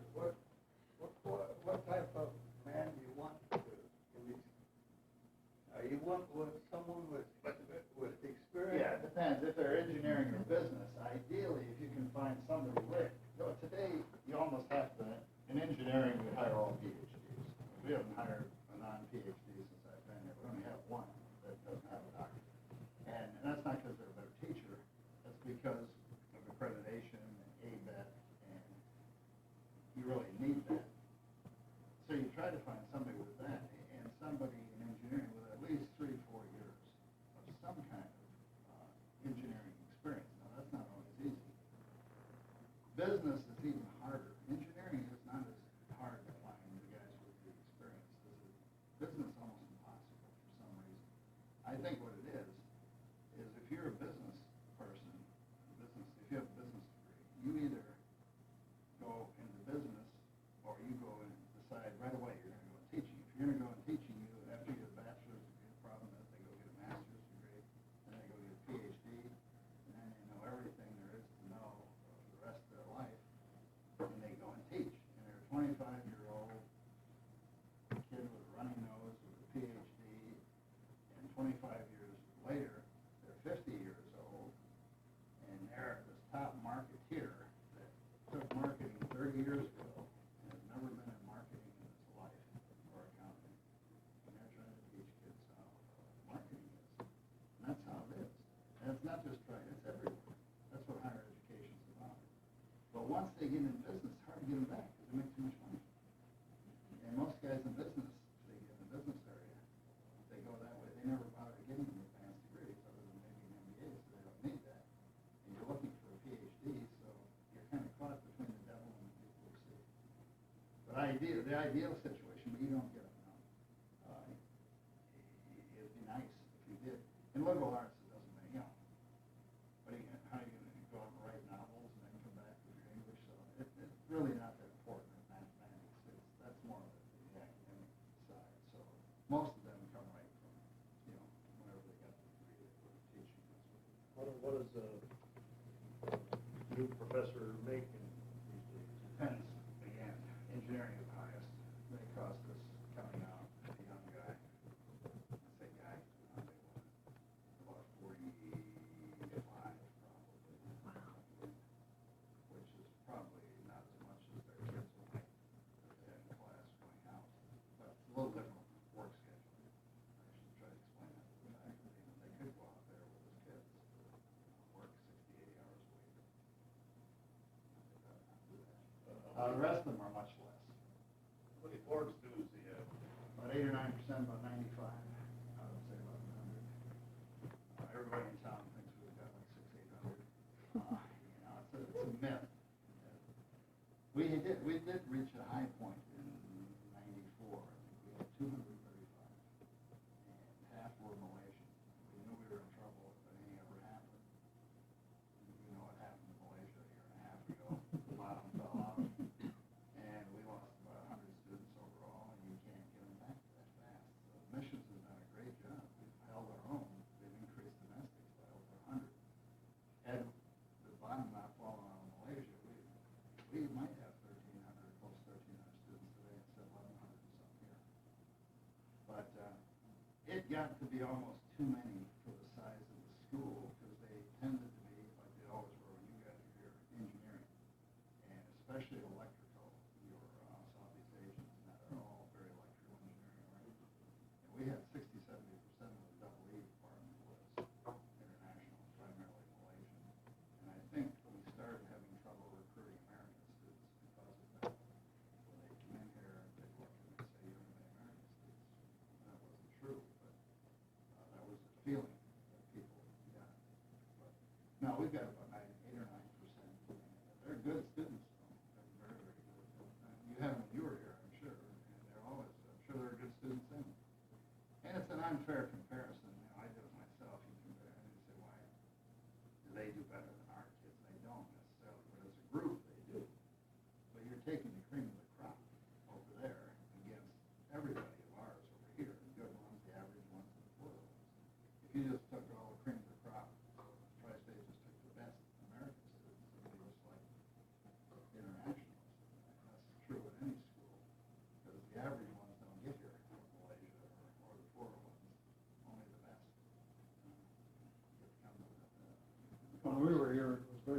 the Spanish?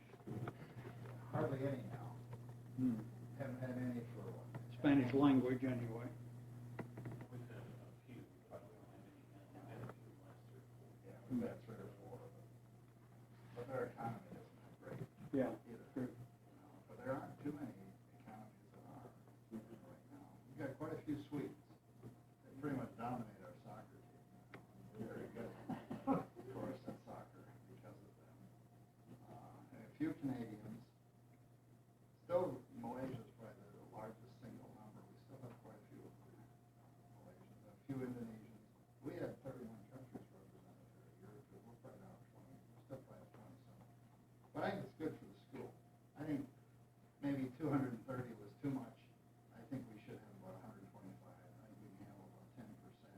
Good for the kids. I mean, we get a lot of really naive Midwestern farm kids here that don't like to cross the border to Ohio or Michigan and think they won't be let back in to Indiana. So it's good to expose them, this is getting to be a global, economy and everything, and they're gonna have to deal with these people, whether they like it or not, when they get out in the workforce.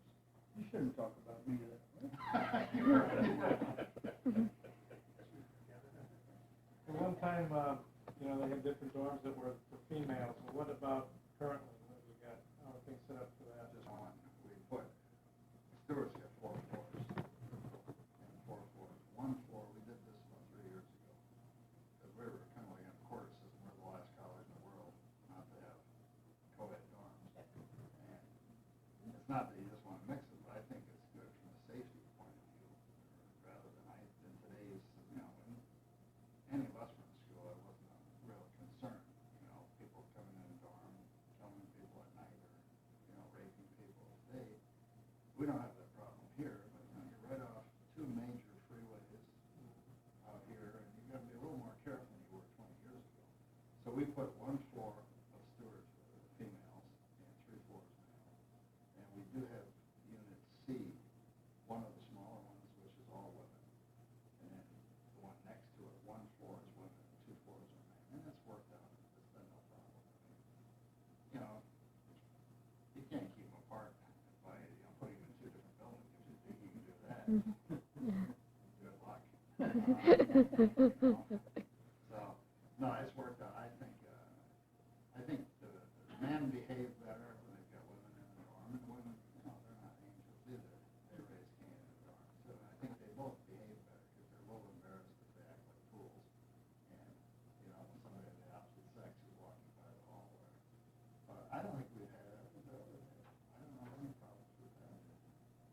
And, most schools have done this for 10, 15, 20 years.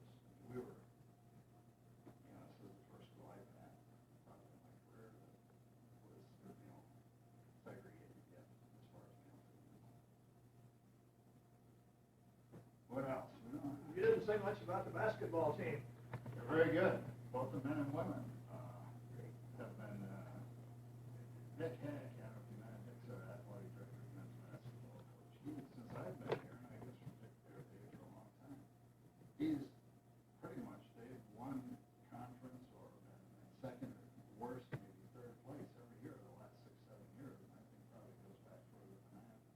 The women have been very good. We hosted the national championship here, women's NAIA in 96 and 7 and 5 and 6. And we didn't win our way in, but if you host it, we figured we'd have to do that, then we get to play. And those are the rules. You get a berth if you host it. And they weren't too good that year, the girls. They were pretty bad. The record was terrible. I don't think we had a 500. Sparkers got in the final 8. We got beat by like a last-second shot by the team that lost by, to a last-second shot in the championship. So next year they won London.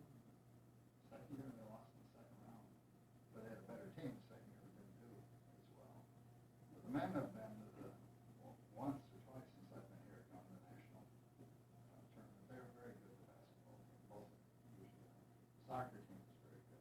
Football team is very, very good this year. But all golf teams, Lori Stinson's girls in their 3rd year, won the national championship.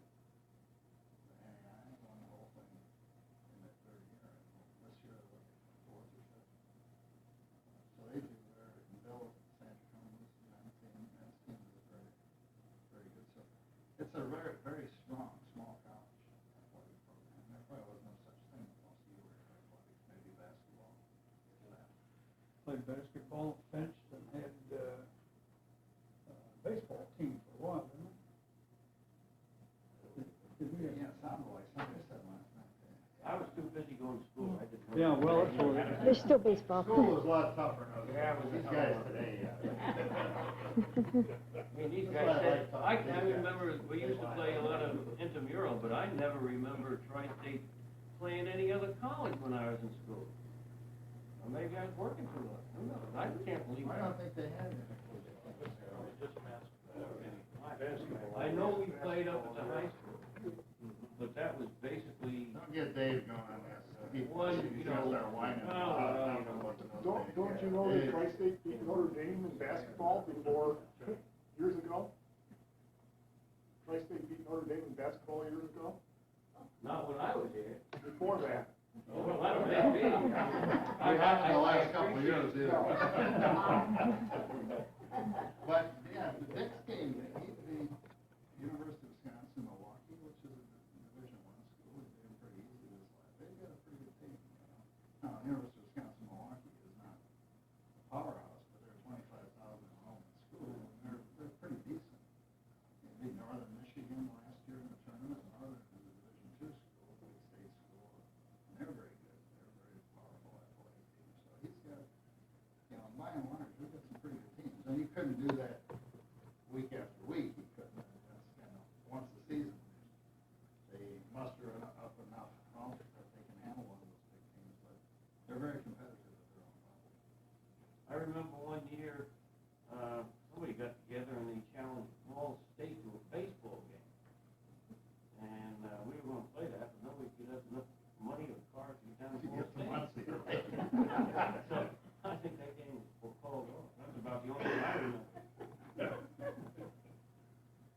What else? Anything else we can tell you? You know, Dave's falling asleep, so I figured we'd try to talk about that. Everyone realizes that this will be the last reunion weekend for Dr. Reynolds, you know, retire. I'm gonna tell you next week. How can such a young person retire? Well, I'm not You gonna wanna win a retire, prize. I'm gonna Right. retire from this job. Oh, you wanna retire? I gotta do something. This is my 18th year as the president. I mean, everybody says, well, you know, I've been here, 7 years? But I was somewhere, you know, I wasn't born here. I was somewhere before. And, you know, that's a long time, 18 years doing this. Not many people do that. Not many people are that stupid. Well, I know, you talk about a bunch of engineers who've been in the job 40 years. Yeah, that's easy though, engineering. That's what I should say. Somebody else will talk to you next year. But I've had a good time. I've enjoyed my time here. We've done. You always got to go when you're winning. I learned that a long time ago. You don't wait till things get bad. You go to somebody else at that side. And I think we're going to have maybe as many freshmen as we've had in 20 years. Freshman classes fall. Admissions department's really done a great job. And 155 kids here yesterday. 2 weeks ago, 145. I saw some of those football players. Oh, Yeah, yeah. horses. Woo. So we're gonna have a good bunch. We've got about 750 kids coming back, so we could hit 1130, 1140 on a good day in the fall. But the problem is the football, a lot of them, like you say, you saw a lot of them, they're gonna get the daylights beat out of those freshmen, you know, 'cause you got some guys 4 years old who are just as big. And it's gonna be 95 degrees like today out there when they come, and some of them are gonna get wet till you go home on us. We'll lose 10 of them right out the door. So, yeah, he's got to come in with quite a few more, because football is longer, you know, they come in, it's hot, you know, and these guys beat the daylights out of these poor kids, you know, they're 18, these other guys are 22 or 3, been playing college, football now for 3 years. These kids in these little high schools think they're gonna be the next Sam Huff or something until they get run over a couple times by those kids. One thing about football, we didn't mention it,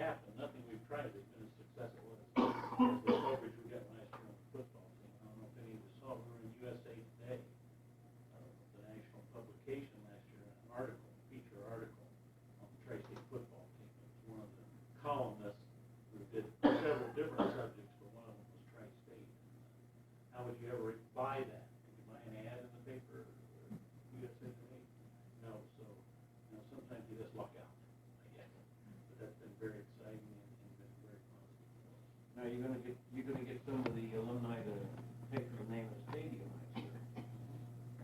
Wayne Shives, gentleman who gave us the lead gift there, it'll be Shive Field. Okay.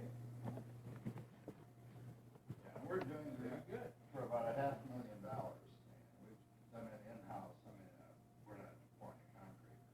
So you got We're 15-year-old. general contract, yeah, and, that probably would cost us $1 million if we did a The contract. contract with kids will work out. So it's, once they get the rest of the bleachers up on the other side and finish the building concession stand, which they're supposed to bring the trusses and that in this week. It's gonna really, it's gonna be nice.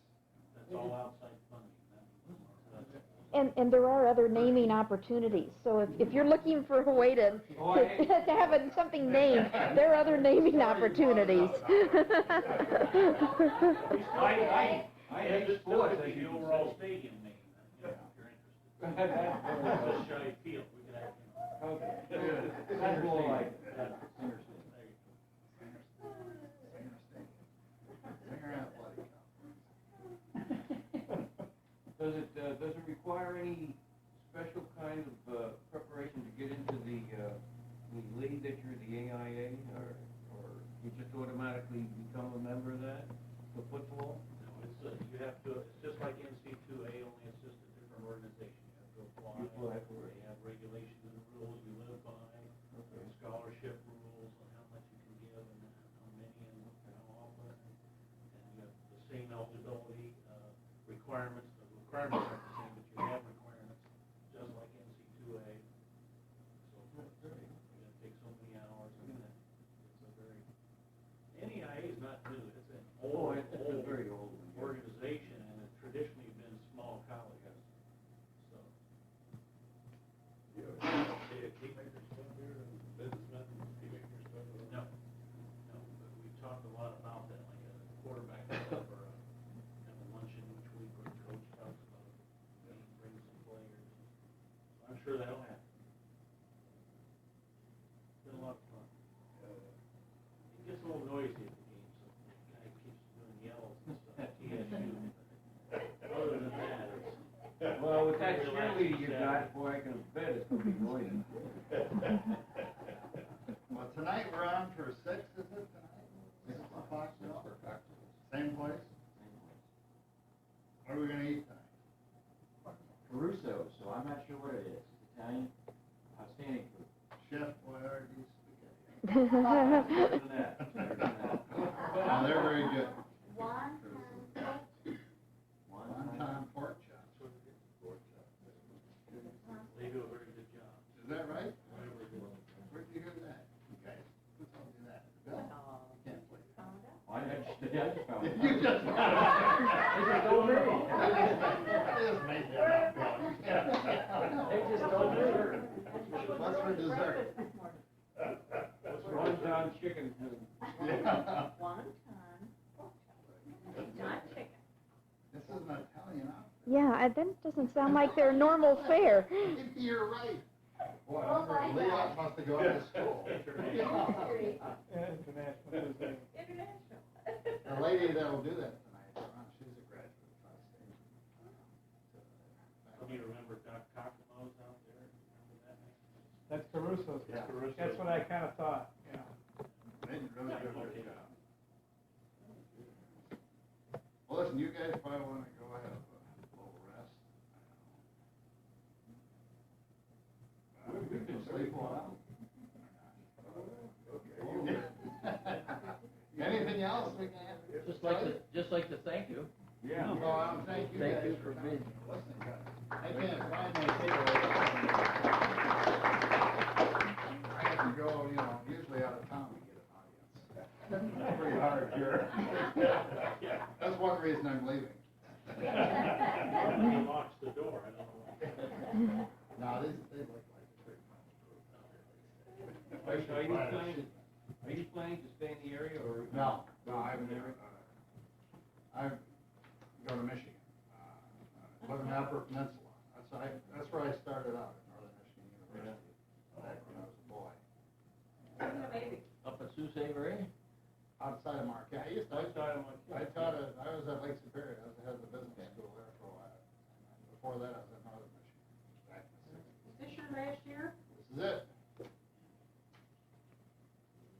so if you wanna give me some cash, you gotta do it this year. At the end of this school year, you will be. Yeah, so the checks have to be here by May 31. After that, I would just as soon maybe save them, just send them directly to UB. Because I'm gonna be a nonprofit organization. Are you planning it that way though? Yeah, kind of. No, we've got a home up there, that's right. Live right on Lake Superior. Beautiful country. Yeah, right east of Marquette. Yeah. Thank you. Well, thank you for coming. See you tonight, huh? Don't break your camera. I've got some information on plan giving, if anyone would like it, on plan giving.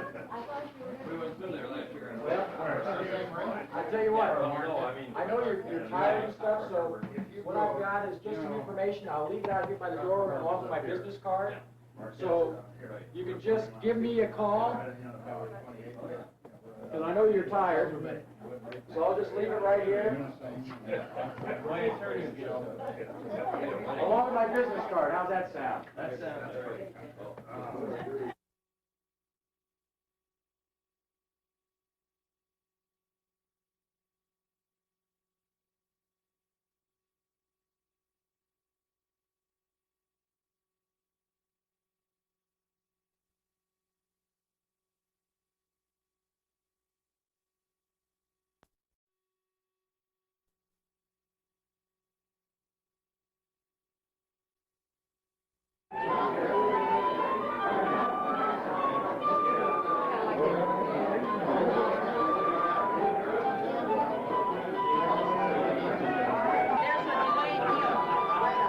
I'm gonna show you something else today.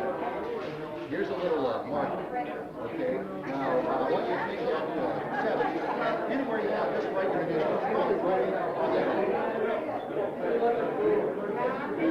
I'm gonna blow on it a little bit with these shirts. No. Okay, face down. Now, where is it? I'll give you one last little peek here, okay? Now, here's what you do. Put it in there. Push it in. When I say go. Oh, you did it already. Oh, wow. Would you be amazed when you get to the top now? That'd be good. Yeah, you did it. That didn't work. Oh, no. You think it might?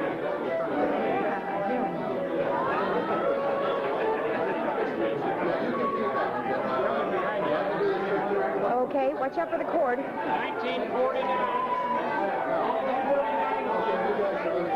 49 homes outside. 49 out there. 49 out there. Out there.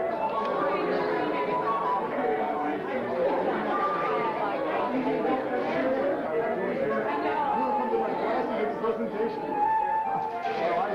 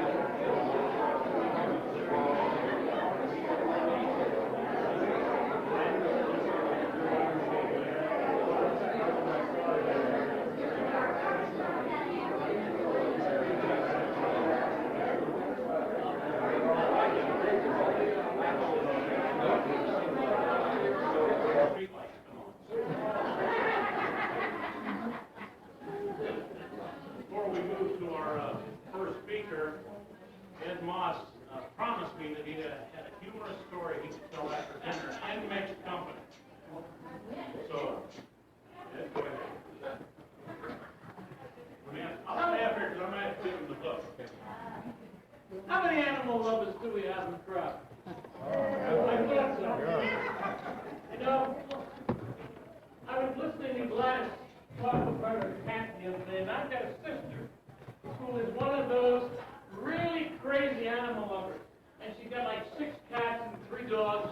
And a couple of weeks ago, she got a dog that was great one day and appeared to die. Woke up in the morning and the dog didn't move. She ran to the vet and said, "Gee, Doc, my dog didn't move all night." He examined the dog and he says, "Madam, your dog is dead." She said, "He can't be dead. He was fine yesterday." He said, "Ma'am, I'm telling you, he's dead." She said, "Look, Doc, there's got to be some kind of a test you can run to make sure that this dog is dead." Vet says, "Well, all right." Went outside, came back with one of those carrying cases, opened the carrying cases, and this big furry cat came out, and he loosed the cat on the dog. The cat went over and sniffed the dog's nose, nothing. Walked around the dog's back, sniffed its back, scratched at his paws, nothing. The cat went back into the cage. My sister said, "Gee, that dog hates cats. And if it didn't move for the cat, it's got to be dead. Doc, how much do I owe you?" Vet looked at me and said, "I want $230. She said, $230? You didn't do anything except tell me that the dog is dead." He said, "Well, lady, it's $30 for the visit and $200 for the cat scan."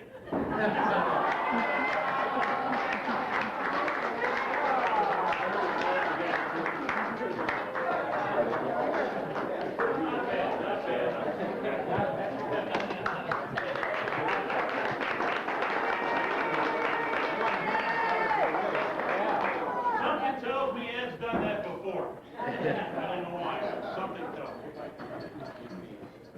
We want John McBride to come up.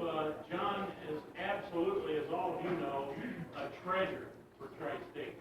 He's been around, of course, longer than most of us, and that's good. He carries a lot of history with him at Tri-State in all the years. He's worked here. He's been the mayor of Angola, on and on and on. So we always like to have John come up and do a little bit of a history of Tri-State. And if he does it all, of course, we'll be here way too late. So he just does it a little. 5 minutes. All right. 5 minutes. John McBride. And I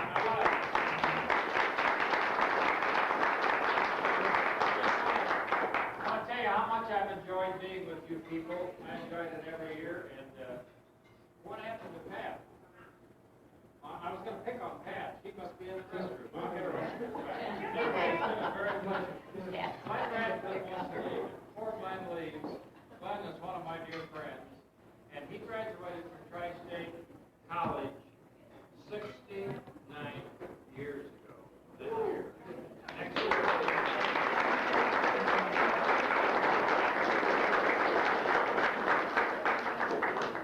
And as you know, he's the university chaplain. He comes to all of our functions, and he's great. And you know, he pays for his meal because he gives a little vacation all the time. Glad you could leave anytime.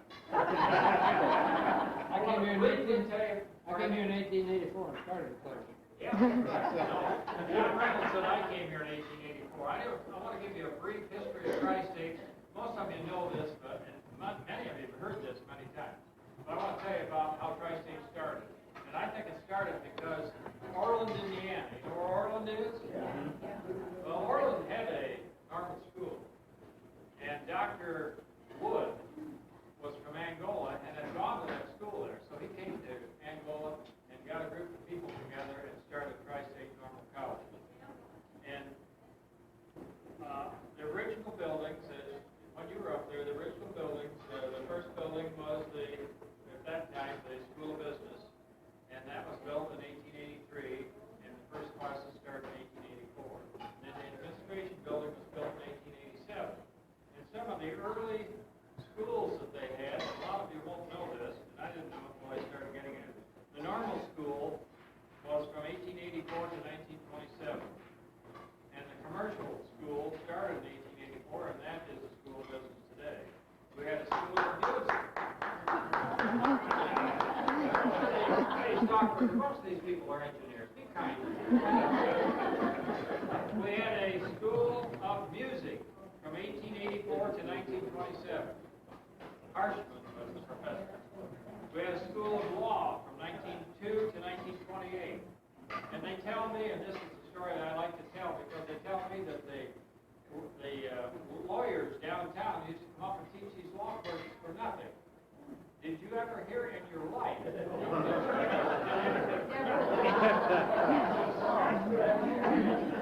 had a school of pharmacy from 1902 to 1928. And engineering started in 1926, excuse me, I'll get it on it. And most of you are engineers, so this is our bread and butter as it was then and is now. And the people that came here in the early days came by train. And everybody sees this down there, and they think that was the depot, that was the freight station. The depot was on the other side where the rice bowl is. And they came by train, and there were two societies like the fraternities. There were the Philo and the Crescents. And they were there bidding for anyone that came in on the train. And they would carry their luggage, and they brought them back over on campus because they wanted to join their group. The university or school, normal school, hi Pat, we're glad you're back. Yeah, I'm having a little problem with Pat. She caused me a lot of grief while she was here, but I told her I would recognize her.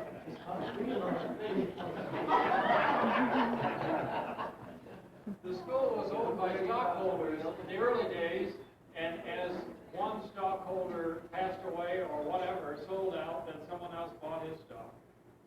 Champa Hall that you were in, where our offices are, was a gift to the city of Angola in 1907.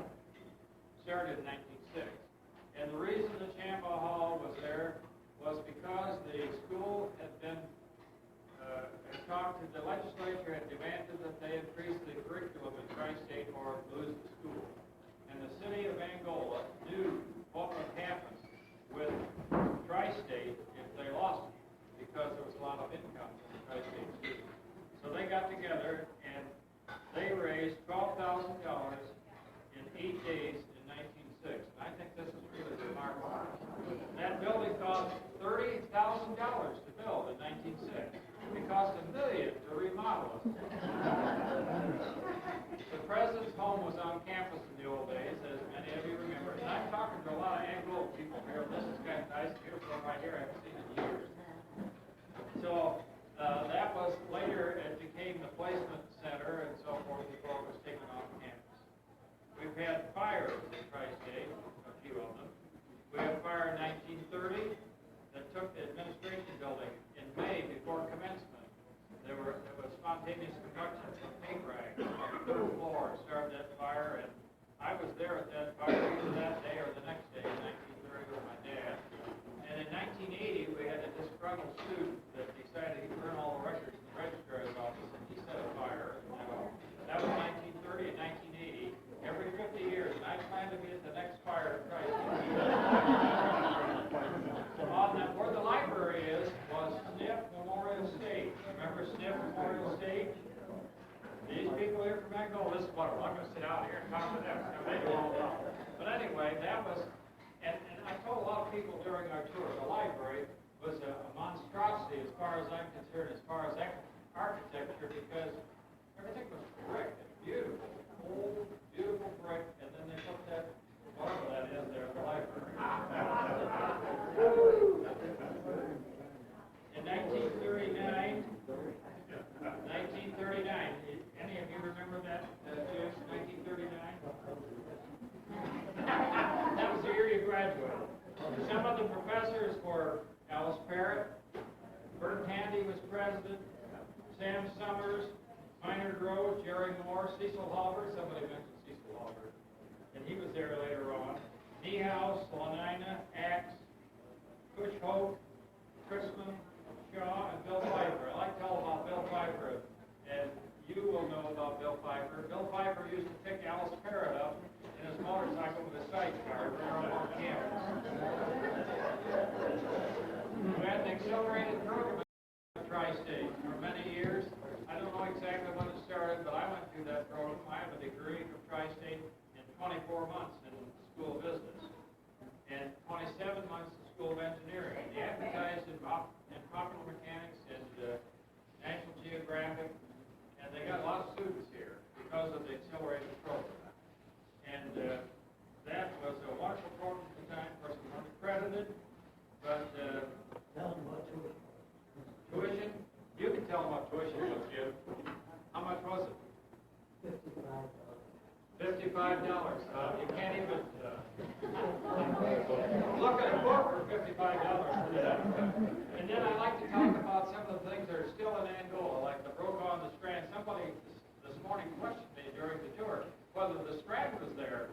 But I know, because when I was a kid in Angola, the Brokaw and the Strand were there, and they're still there. The Brokaw Theater has been divided in the center, and there are two theaters there, just like Big Town. And they put air conditioning in, and they put heating, and it's a very nice theater. And some of the restaurants were around Bassett's. When we went around the mountain, they said there was a restaurant right over there, and I said that was Bassett's. College Inn was over there, right across from campus. So a lot of these places like that. Bledsoe's Beach. Somebody asked about Bledsoe's Beach. That is sad, because they used to have the big bands there. They came from Indiana primarily, IU in the summer, and they had a director, and we had a wonderful time at those dances there, and that's just nothing anymore. Oh, it got to be 10 cents when I was 10 cents. When I went in the service there, 10 cents. Terrible. Hoboken State Park. We went out to the park today, and if you were on the tour, we stopped and we went in, and they put about $2 million into Hoboken State Park and Potawatomi Inn, and it's a beautiful facility today.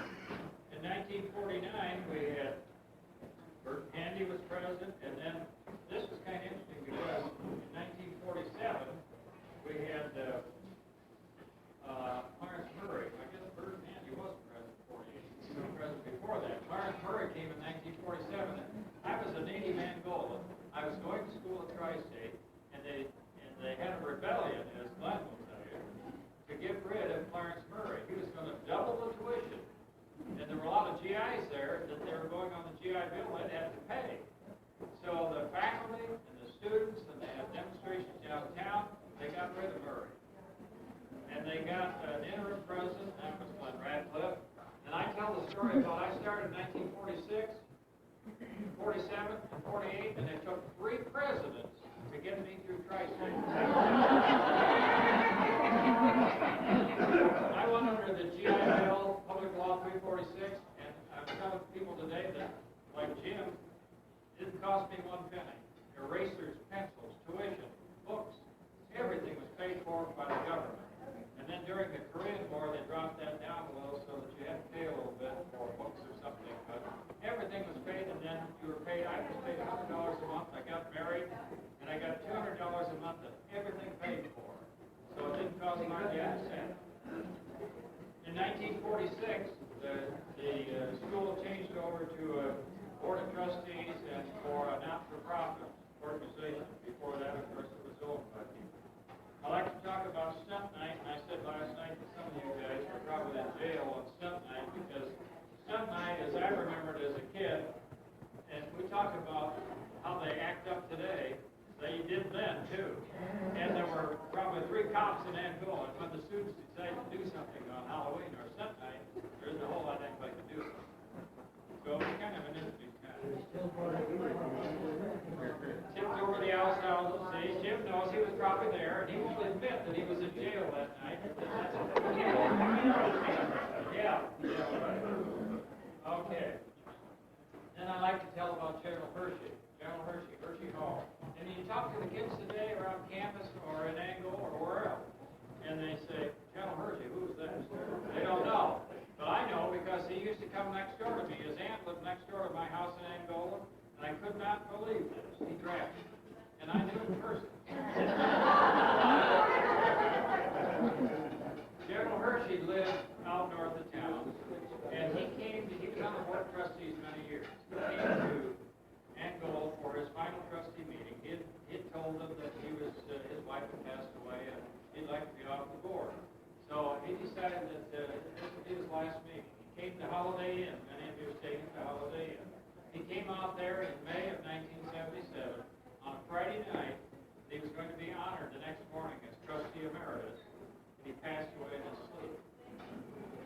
And what I say about this is that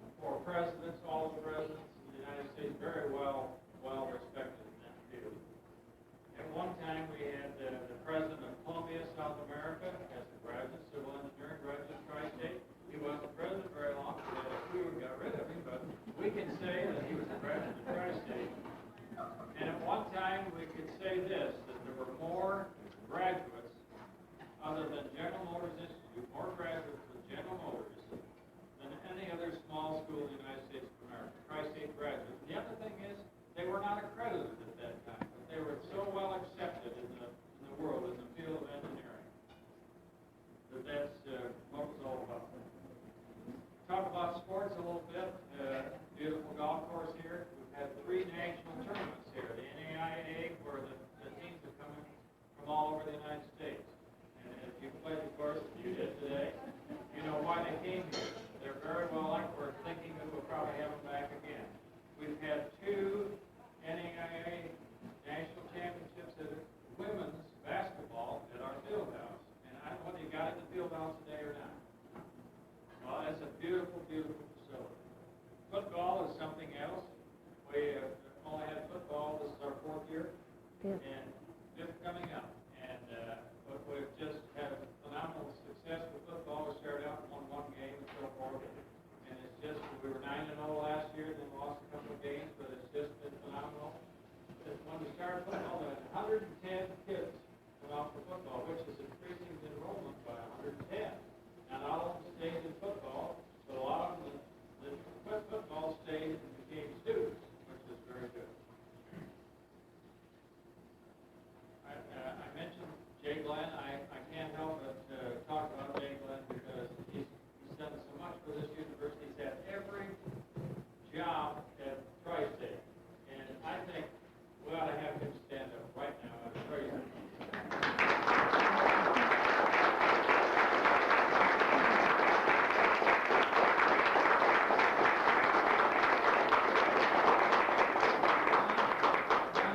John, I finally found out we couldn't do anything else with us, so we're going. Oh. And Jay Glenn was honored by John Reynolds this year as being the commencement speaker at this commencement. And I told you I wasn't going to talk very long, and I'll take questions after the magician. But anyway, I like to close my story by telling you a little story about when I was in the 4th grade. My teacher, in the 3rd grade, I went over to Helmer for the summer. And at the start of 4th grade, my teacher later became my stepmother, Doris. Franklin McBride, and I drew this picture, and she said, "What is that?"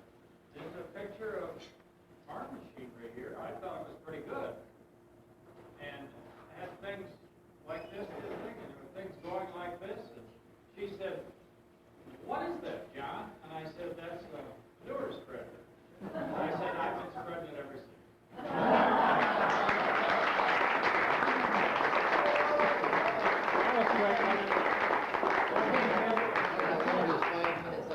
Thanks, John. That was 7. John's kind of bashful about talking about Tri-State. But one thing that comes clear, you know, and I've always realized this as a Tri-State graduate, you never have to be embarrassed to tell anyone that you're a Tri-State graduate. I've found that over the years. You could, the list is so long, he hits the highlights, but if you read the history of Tri-State and you read some of our publications, you're really proud to be a Tri-State graduate because the list is a long one of successful folks that graduated from Tri-State. Right now, we want to honor the classes that are here, all of them, and we're going to give medallions to the 50 year. But before we do that, let's find out, for those of us that haven't been to all the functions and so forth, we've got a class of 79 here, I think, or is the Stockburger still in attendance?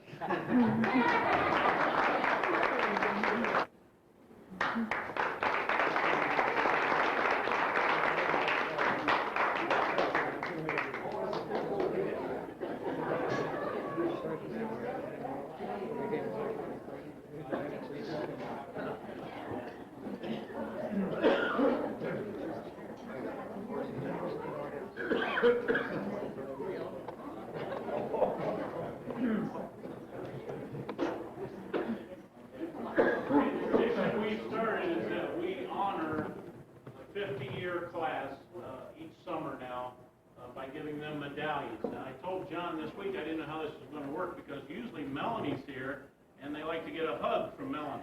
She's not here, so I'm kind of anxious to see how this is going to work. So what we're going to do is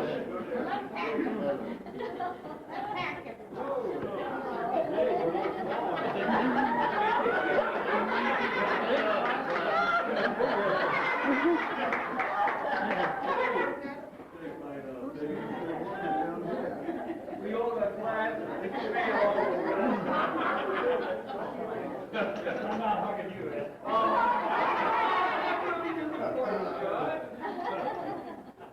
He picks on either you or me, you know? like that. There we go.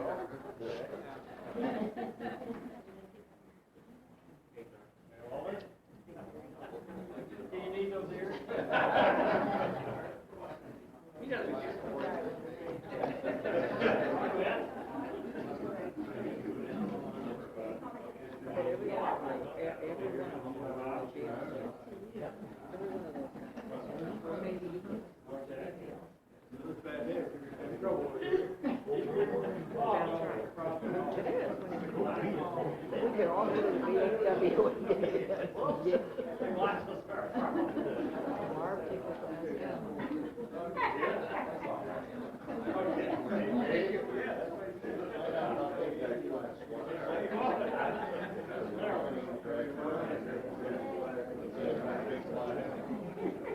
Anybody know how many graduates you had that year?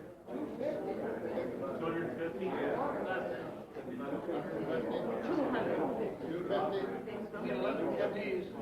And most of them are GI. What I'd like to do is, we'll go right down the line, we'll start with John here. I'd like for them to give their name and where they're from, or any other little anecdote, or I understand we have a poem that somebody's going to give us. So John, why don't you start? John Hyde, graduated civil engineering, came from Roanoke, Indiana, left here, went to Springfield, Illinois, been there ever since. Martin Williams, ME, California. Ed Singer, AE. Oh, that's a long day. Brooklyn, New York, came here, left, living in Cincinnati. I'm Roy Thompson, civil engineer. I live in Parkwood, North Dakota. I'm actually originally from northern Minnesota. The reason I came down here, the county engineer actually of our county, Roosevelt, was a graduate of Tri-State University. And that's how actually I found Tri-State. We live in Fargo, we see each other. I could say a lot more about this stuff. Walter Nobles, Saginaw, Michigan. Came down here to school after World War II. Graduated, went back up there, and been living there ever since. Retired from General Motors. Ed Moss, Kennedy, and originally from Brooklyn, and then we transplanted out here in '64. But I got to tell you, I got good news for all of these guys. I really do. You know, one of our classmates passed away a couple of years ago, and we have no fear, because this fellow went up to the gates of heaven and stood before St. Peter, and in front of him on line were a couple of other graduates, and the Notre Dame grad went up first, and St. Peter looked at him and he said, "Sir, what have you got to recommend yourself?" He said, "Well, I was a great father and a great husband. And I graduated from Notre Dame." He said, "I'm sorry, that's not good enough. You're going to have to spend some time down below."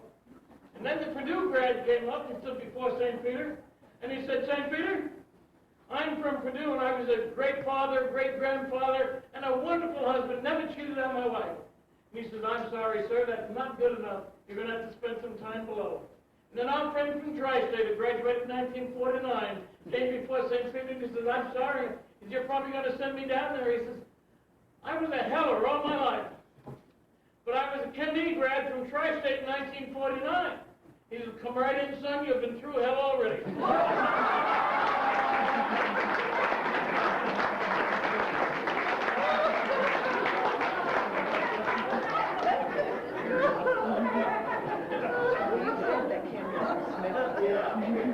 I'm Robert J. Ram, and I'm originally from Fort Wayne, Indiana. I'm now living in Tampa, Florida. But every time I come to Fort Wayne, Indiana, I love it to come back to Angola. I feel like this is a special place for me. So, in the meantime, I'll write some poetry. If you like, I'll read you a poem. Yes. It's a place you knew so well. As you go over those memories of days gone by, now that you are older, those were the good old days you realize. Even when you were gone, those memories were still there, even though you knew someday it would disappear. Remember those days when you were a little child? Now you realize mother and dad loved you a lot. No matter what time of any day, it's so good to be there in so many ways. When springtime comes around, the flowers begin to bloom, the birds begin to sing, and the feeling seems to fill the room. It's a place that girl you met, meeting her, you'll never forget. When you come home to see that place, you do remember so many things that cannot be erased. A place you knew so well.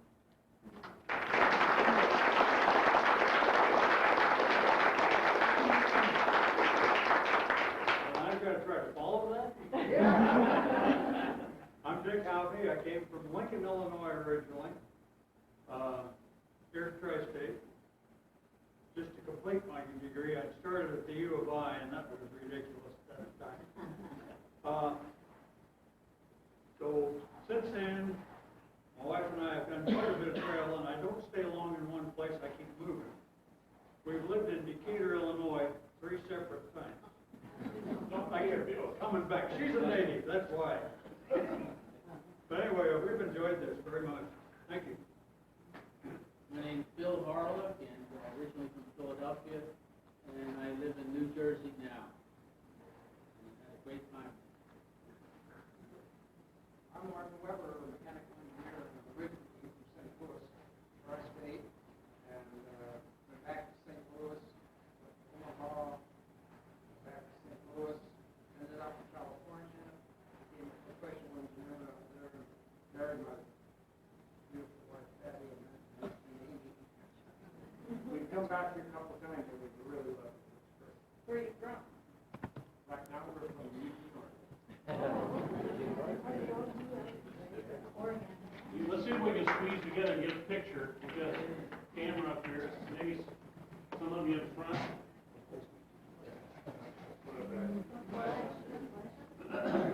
We little guys, we little guys.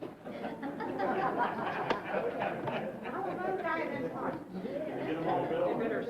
I'll get out of your way here in a second, Bill.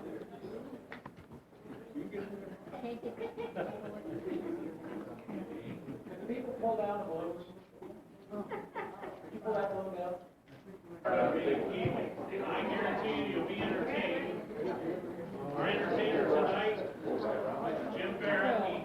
I've known Jim a long time. He used to be a disc jockey here, on the air personality, if you will, at WLKI, which is the local FM station here in town. He's been 25 years as a magician. Took it up as a hobby first, and I hope you'll agree with me that he's very professional now. It's not really a hobby anymore. He does an excellent job. He's done it before, been well received. He's now at the Oldies 101 station in Fort Wayne. So we hear him going down the road. I always like to hear him and say, hey, I knew that guy. He was just a little person from Hamilton, Indiana. Or somewhere out there. Out in the country there somewhere. But please receive, if you will, Jim Barrett. Thank you very much. I don't know how I'm going to follow you. I'm going to do my best. Well, just to get everybody up to speed, my name is Jim Barrett. I'm a magician. One of the few professions outside politics where you're actually paid to lie. The only difference is, when I tell a lie, we don't have to give Ken Starr $30 million. Well, close anyway. But anyway, also, I got to tell you, I'm real proud of this. I was recently voted Indiana's best magician in my price range. And I hope you agree, this is the one that won me the big award. So if you like this, let me know. Here we go.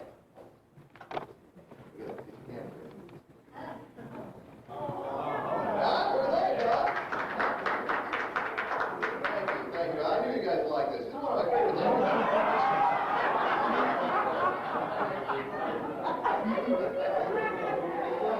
It's the budget show. You don't get live animals in the budget show, I'm sorry. All right, for my first trick tonight, I'd like to borrow a $100 bill. Yeah. Well, for my second trick tonight, then, down inside this bag, I have a number of solid. Now, first off, let me do this. Down inside this bag, I have a number of solid gold rings, which I have steel plated for protection. Just what an iron. You help me out here. Hold on to those real tight. Don't do anything with the ends. Hold on tight. And will you examine those? That's close enough. Next. 1, 2, 3, 4, 5, 6, 7. Must be obvious by now, I went to Purdue. Best 4 months of my life, too. It really was. I enjoyed it so much. We're going to start out with not 1 ring, not 2 rings, but 3 solid silver rings. And I want you to check this out. Here we go. Little shake, little spin. Watch what happens. Ta-da! 10 pounds. 10 pounds of solid steel link. Now, I need a volunteer, so the first person who catches these. Not such good seats anymore, are they?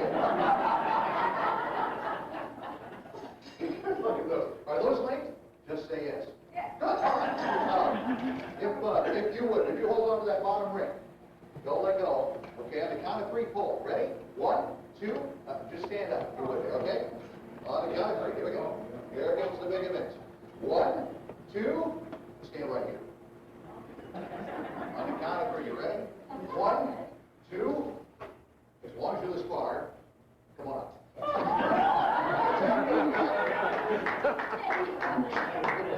Let me put these down here. Hi, what's your name? Pat, nice to meet you. My name is Jim. Thank you. I've got a little gift for you for helping me, Pat. Hold out your hand. I'd like to give you $1, but I don't have one, so here's an M&M. Okay? Go right on to that. You do a good job. You'll get a lot more, all right? Pat, come on. You haven't even started yet. All right, today is your lucky day, Pat, because I'm going to teach you the mystery of the silver rings. Do you know anything about being a magician?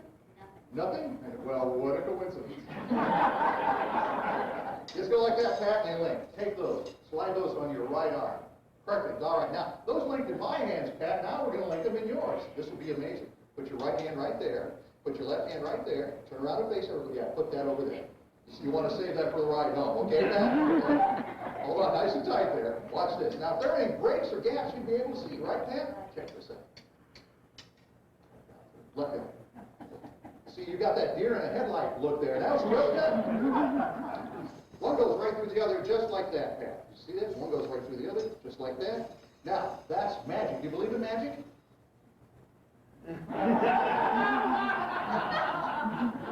Well, you're starting to tick me off a little bit. That's that's okay, I got the car running. All right, now Pat, now we got them linked. We have to learn how to unlink it. I'm going to teach Pat how to do this. Okay, now do exactly as I do, Pat, all right? Take your rings and hold them up over your head, like that, okay? We're going to move them to this position. We're going to take them apart. We're going to show one in each hand. We're going to put them back together.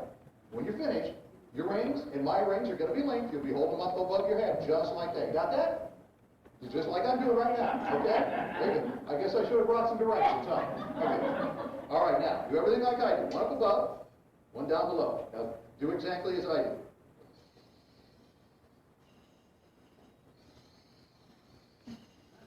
Boy, you could cut the tension with a knife. Watch this. Now, spin real fast, Pat. Reach right through the middle and take yours apart. Go ahead. Go ahead. Take them apart. Okay? Now, show one over here. One over here. Wave them around just a little bit. Okay? Put them back together. And now, mine are back together. Are yours? You did it? That's awesome.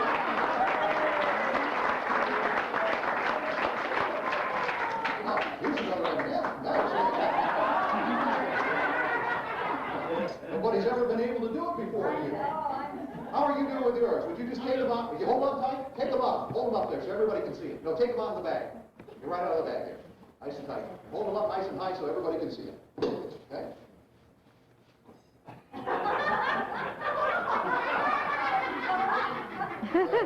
Hold on. You begged my rings. You don't work for UPS by any chance, do you? Well, it isn't easy to do now, is it, Pat? Now, look, you and I are going to work together. We're going to get these rings apart, all right? Here's what we're going to do. You hold on to that outside ring, I'll hold on to the inside ring. When I say pull, give them a good yank, they'll pop right apart, you'll get a big round of applause. You know why? Because you don't know what you're doing. You ready? Pull. Good, you did it. That was great.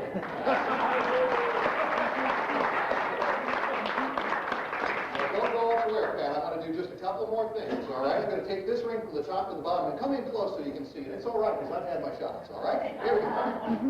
From the top to the bottom, like that, slow motion. Like that. And now from the bottom back up to the top in fast motion. Say go. Go. You said it was good, I just said it was fast. Now from the bottom to the top in slow motion. Check this out. I can really do it, isn't that something? Look, I tell you, you can have save it for the end. This is what I call the mystery of the silver ring. That's the finish right there. And you know, you were great. Hey, thank you very much.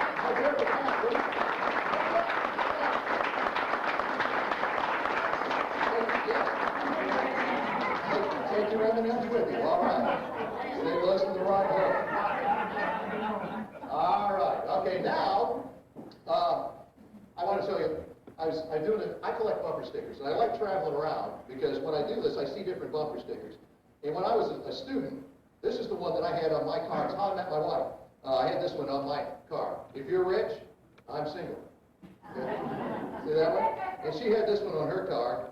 If you're single, I'm not surprised. Now, this is a real popular one in Fort Wayne where I live now. I brake for garage sales. Well, this is even more popular in Fort Wayne. I break in through your garage. And then there's this one. I have this one on our car. And we're out spending our children's inheritance. And that worried me a little bit, because I came home and my 16-year-old had this one in his car. We're home trashing our parents' house. So, needless to say, I got rid of that fast. All right, now I need to borrow that $100 bill. Anybody at all? How about I'll tell you what, gentleman there with a cranberry jacket on. Do you have your wallet with you? Yes. Reach into your wallet. This is amazing. You know, when I was going through the crowd, take your wallet out. And you won't believe this, but when you open it up, right there where your driver's license is, you'll find a $100 bill. Okay? Should be right there. Now, no? But you have your wallet, though? Yeah, well, that's all right. That's all I need, really. I'll help me out here a little bit. What's your name? Let me borrow your wallet, if you don't mind. It's okay. I'm a magician. Oh, no, don't play cat and mouse with me. Do you mind if I go through it? I know what I'm looking for. Okay. Oh, okay, great. Well, this has been a tough year for you then, hasn't it? You're not doing too bad. You got a 50 here. You mind if I borrow it? I'll give it back.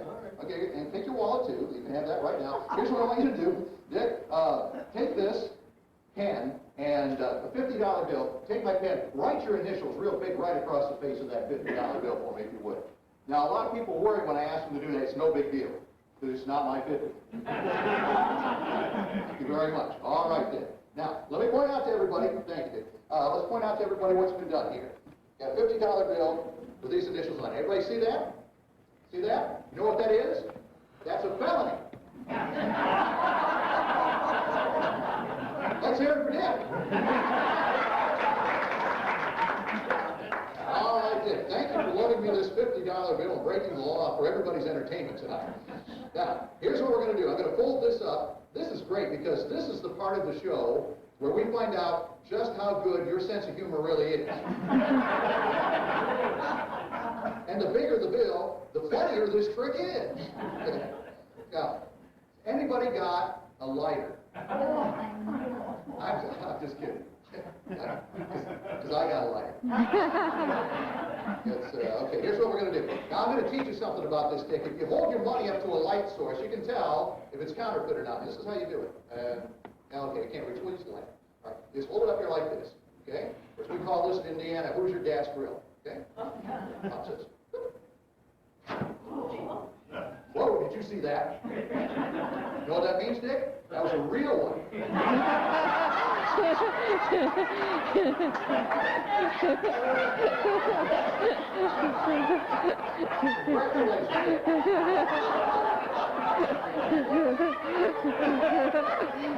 Now, I don't suppose you found that very entertaining, did you? What? Don't worry. Because now I got a real neat card trick I want to show you. Hey, well, it gets better. All right.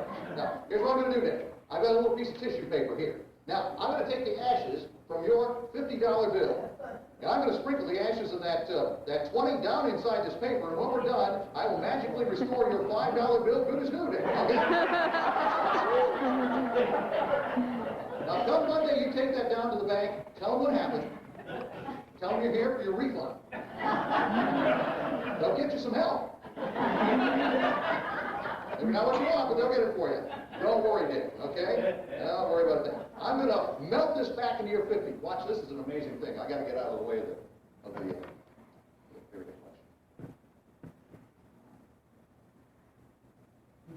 These are the tricks, guys. I don't tap dance up here.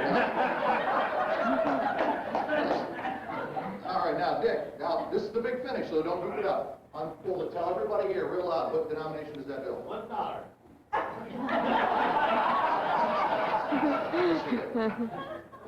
Oh, that is a one. Bummer.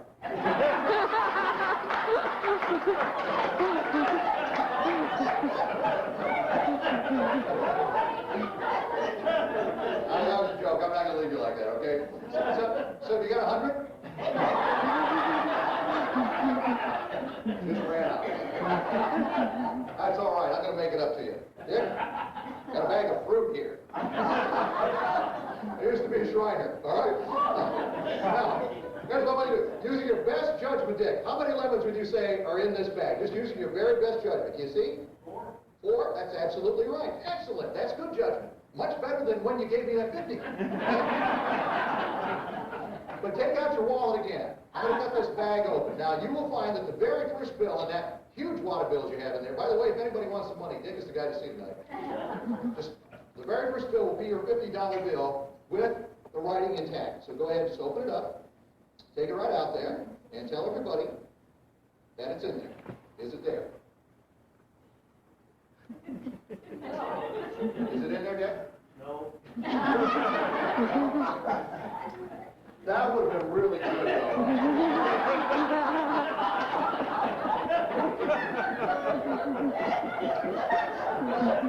Now I got some judgment I want to show you. Don't go anywhere. I have a feeling you won't. Okay, watch this. You might want to run the video camera on this. Right hand juggling, right hand, one hand. Here we go. There we go. Now, watch. Now, a very skillful juggler can actually look away.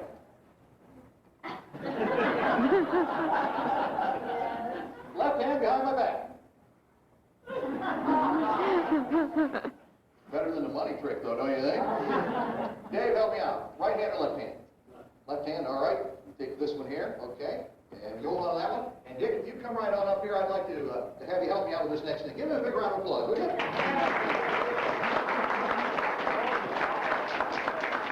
Stand right here in front of the table, turn around and face everybody. You've been a good sport, I appreciate that. But if you change your mind, I have this knife here. Point to a lemon. Take it. I'm going to give you a chance to get your money back, Dick. Here's how this works. We're going to cut our lemons open. If you can eat yours without getting tears in your eyes, you'll get your 50 back. Provided we can get somebody out here to donate another one. I'll go first. It may take me a second to cut through this because this is an imported lemon from Kroger. Up there. Now, check it. Oh, look at it. Hold it up real high so everybody can see. Tell everybody what that is there, Dick. What is that? Is it money? Okay, now look. Don't. Another dollar bill? What do you care at this point? Hold on. Let me have this lemon, all right? Put this over here. Now let me have the money. It's not going to leave your side. Keep it right here. Keep your eye on it. Let me have this one. Now I got to cut. No, I can't. Put your fingers up.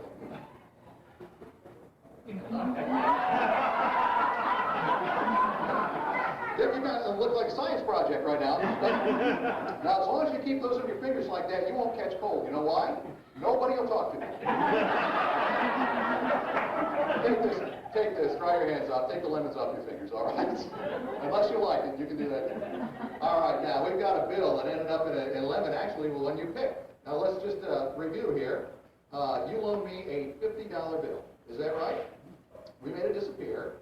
And we opened up the lemon, and now inside that lemon, well, it's soggy, but don't look at it as soggy. Think of it as lemon fresh in this case, all right? This is a $50 bill.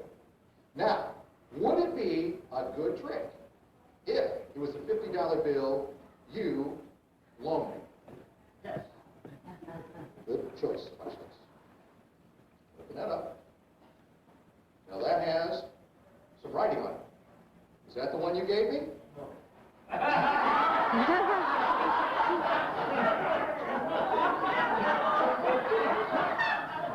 Well, let's all pick on the magician now. No, now tell the truth. Is that the one you gave me? Cut off.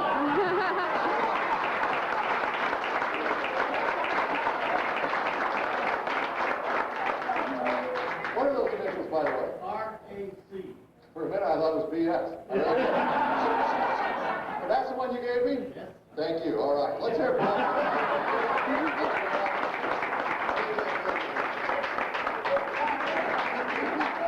Hold on, Dick. Hold on your hand.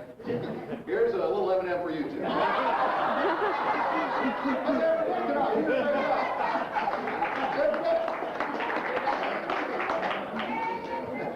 You're a good sport. I don't go away, all right?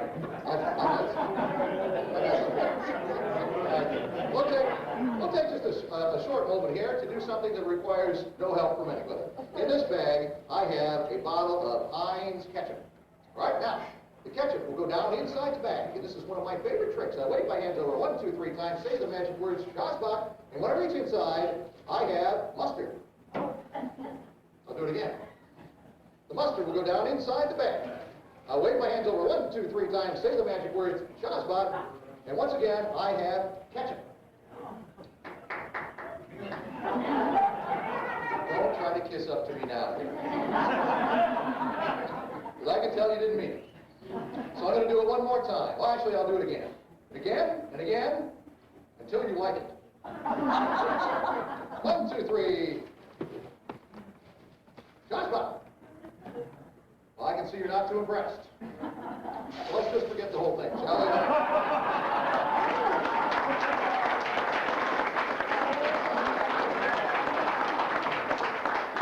Now, if you wonder how quickly things can disappear, just check with Dick after the show. Don't go anywhere yet. All right, now, here's what we're going to do. I want to borrow somebody for this next illusion, and I kind of went through the audience, and I was just kind of auditioning people. You didn't know it or not, but you did a wonderful job. Would you assist me in this next thing? If I can. You can. Have a seat right there. Give her a big round of applause.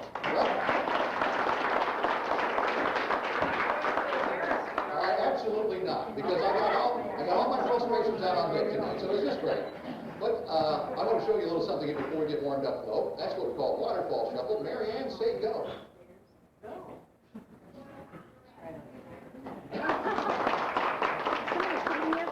Go ahead. You had it in your pocket. No, thank you. That's all right. Let me finish. Tell you what I'm going to do. Nice try, but it's not going to work. No, never mind. All right.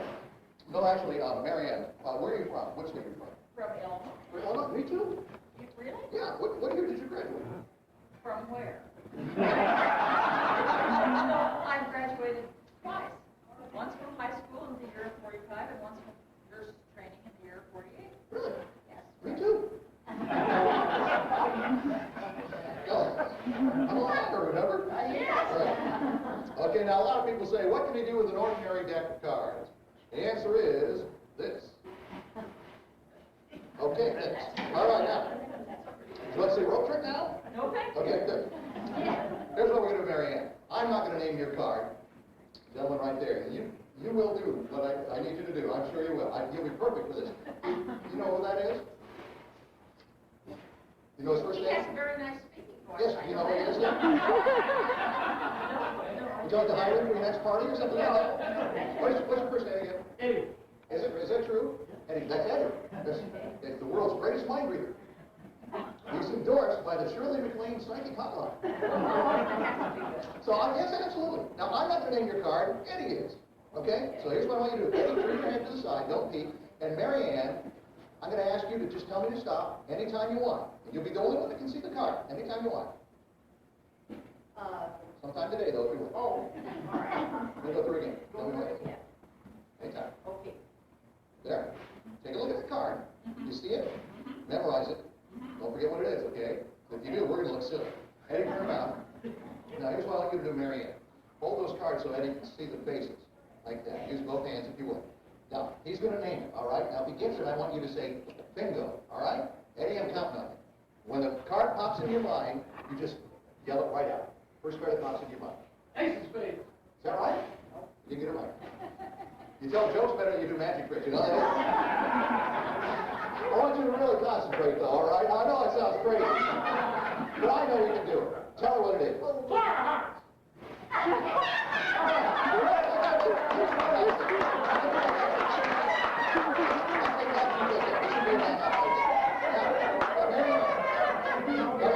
The cards are The cards are not marked right there, are they, Mary Ann? Right? They're not? Go ahead and take it right now. You didn't see this happen anywhere, did you, Mary Ann? Did you see that happen anywhere? No? Okay. I'm slow. Now, it's amazing that he was able to get there, because my back was turned the whole time. I told Mary Ann this.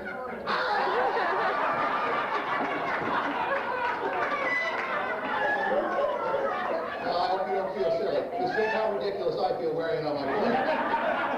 But look, I've got some bigger cards, all right? Now, this is an ordinary deck of cards. You know how I know that? Because it says here, completely ordinary deck, all right? Now, we're going to do one more little thing here, all right? Now, I've got some cards here. These are red-back cards. And, Mary Ann, this is going to be our prediction card, all right? Everybody take a good look at that card, but don't tell Mary Ann what it is just yet, all right? Everybody see that? You take a good look at it, all right? Just peek at it. Don't tell anybody what it is. Okay. Don't forget what it is. Got it? Don't forget. Don't tell me what it is. All right, now, we're going to use another deck of cards. Now, you're going to select a card from this deck right here. If I can get them out of here. And the cards are going to match. This is going to be amazing. Now, the reason this is so amazing is I have no way of knowing what card you will want to select now. Okay? Now, they don't have any faith in you, but I know what you can do. So anytime you want, Mary Ann, you just tell me to stop, and when you do, the cards will match. Anytime you want. Anytime you want. Stop. This one. That one right there. All right. All right, here's what we're going to do. I will take this, hold it here close to myself. All right, now, I'm so sure that you're going to get this right, that if you don't, if she doesn't get it right, you win a $50 bill tonight. Right? That wouldn't be fair. Oh, that's all right. It's a little late for him now, though. All right, now, Mary Ann, first time, name the card out loud. The queen of, I don't know if it's spades or clubs. I don't play cards.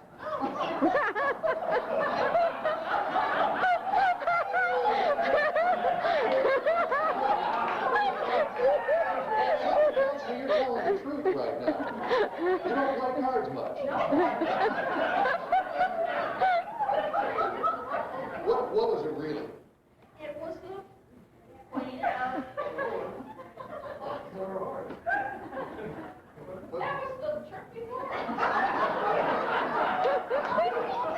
Well, whatever it is, it just ain't your night tonight.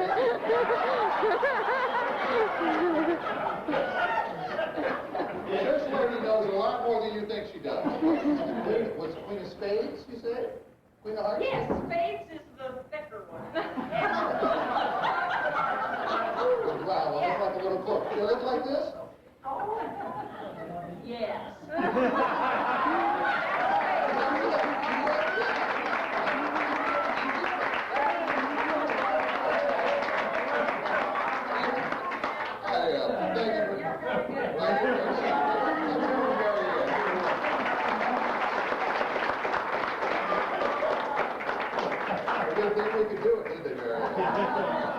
I'd like to introduce you to my pet raccoon now. Anybody here like animals? All right, here we go. This is my pet raccoon, Ricky. This is Ricky, the mind-reading raccoon. Actually, he's trained. He can actually add. Ricky. All right, Ricky. What's 1 and 1, Ricky?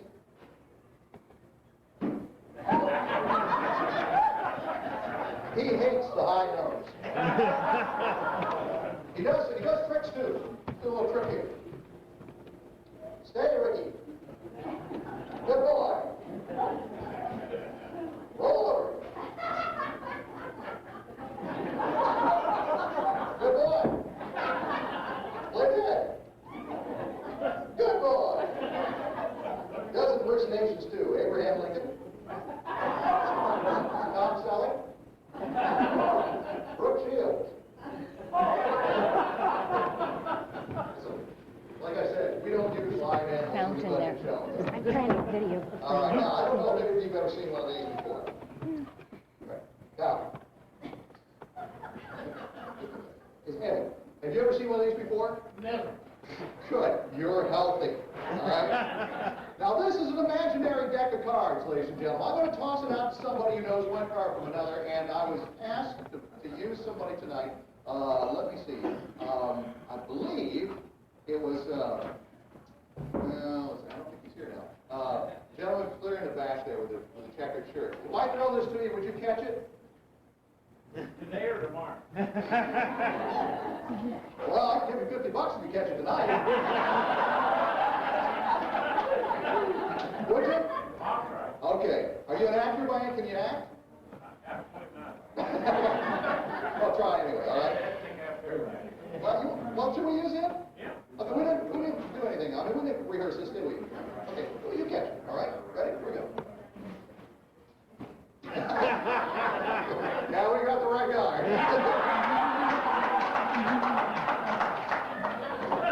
Okay, now, Eddie, you play along with me here, all right? Would you rise? Not off the ground, just out of your chair there, all right? You could probably do it. All right, turn around, face everybody there. I like that. Now, here's what I want you to do, Eddie. Eddie has the cards here. Now, Eddie, using your best acting skills, I want you to shuffle those cards. Now that is what we call acting. All right. Excuse me. All right, Eddie, have you mixed the cards? Have I what? Have you mixed the cards? Oh, absolutely. Good. Now, take them out of the box.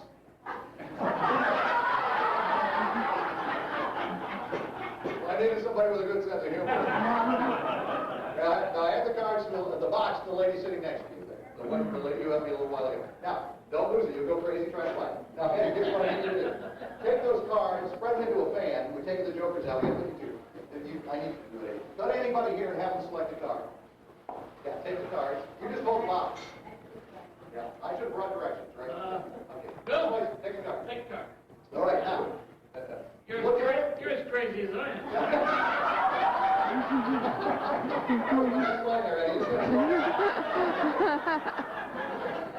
Look at the card and memorize it, all right? Okay, you got it? Okay, now, show it around to everybody. All right?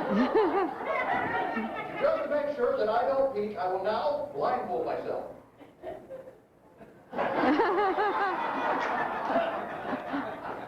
Don't forget what it is. Turn it face down. Put it back to the deck that Eddie's holding.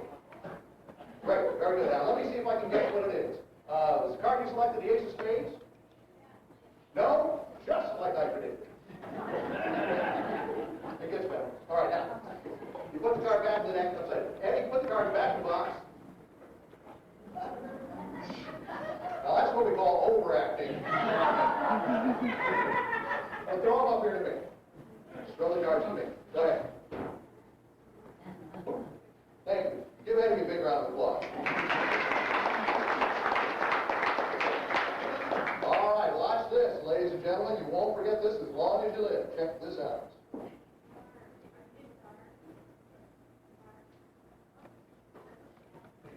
Once again, I sense you're underwhelmed. Well, that's it. No, have you guys all heard of bicycles? These are bifocals, all right? Very easy to see anywhere you are. Now, let's review what we did here, though. The gentleman who took the card, what is your name? Bill. That's correct. Bill, let's review. We took an imaginary deck of playing cards. Now, Eddie gave him a shuffle, and he spread it into a fan, and he went to you at random. Had you take a card, you didn't know he was going to do it. You looked at it, you memorized it, you turned it face down, you put it back in the deck was placed in the box, Pat threw them up here to me, and I'm standing here right now with a deck of playing cards in which there is one card face down. Now, wouldn't that be something if it was a card you looked at? You bet your boots it would. Unfortunately, I have no idea how to do that. Well, let's try anyway. Now then, when I say now, in a nice, first name, Bill. When I say now, Bill, in a nice clear voice so that everybody here will hear you, name the card out loud. Are you ready? Ready? Now. Ace of hearts. Ace of hearts? Wrong. Excuse me. That's okay. You saw it. Was the Ace of Hearts? No, really. Was it the Ace of Hearts? Was it bad? Was the Ace of Hearts? Yeah, it was? Was?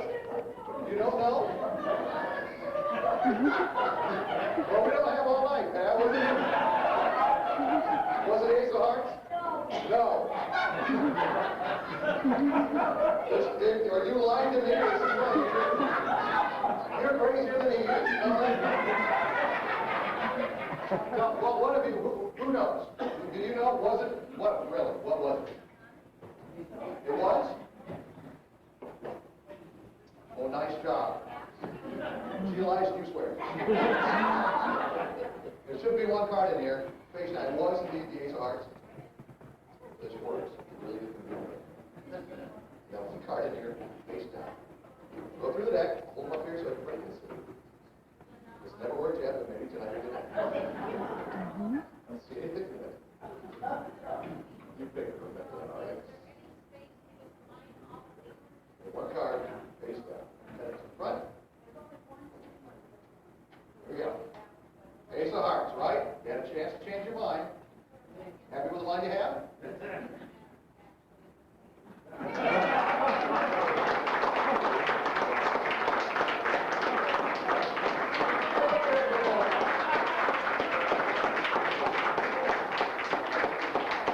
Would you like to know how I did that, Eddie? Yes, sir.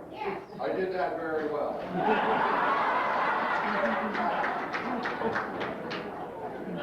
How many people here been to Las Vegas? Anybody here been to Las Vegas? Have you seen a guy out there named Lance Burton? Wonderful, wonderful magician. You seen him? I saw his show, and I was sitting in the audience one night, and something like that happened. Some guy said, "How'd you do that?" And Lance said, "Well, if I tell you, I have to kill you." And the guy said, "Can you tell my wife?"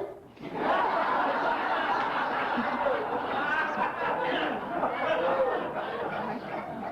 said it, I did it. All right. Very much. Tell you what, I want to borrow somebody here. Now, I don't need just anybody. I need the bravest woman here tonight. Let me just take a look around, see if I can find, you know, and I like this part because when I walk out here, everybody looks down. Like you think somehow I can't see you anymore. Let me just take a look around. You know what? You're really great. Would you have me with one more thing here? You mind? Well, you look like you're really good. This will be fun, Pat. Stand over here on this side. Yeah, here, have another M&M. There you go. Put it right there. There you go. Have you ever been hypnotized, Pat? Oh, tonight's your lucky night. We're going to hypnotize you. Listen, now I'm going to, first off, I want you to really relax, okay? So put your left hand here, okay? Put your other hand right here, like that. You like, not yet.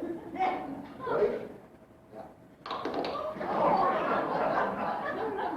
Now, see, it helps if you have one of these little noisemakers here. My kids just love this. But that's not what we're going to do. Down here, underneath my table, I have what we need for this. Now, we need this little device right here. Not yet. But we need this. Here. No, I can't see you. I said, please, act like you don't see me now.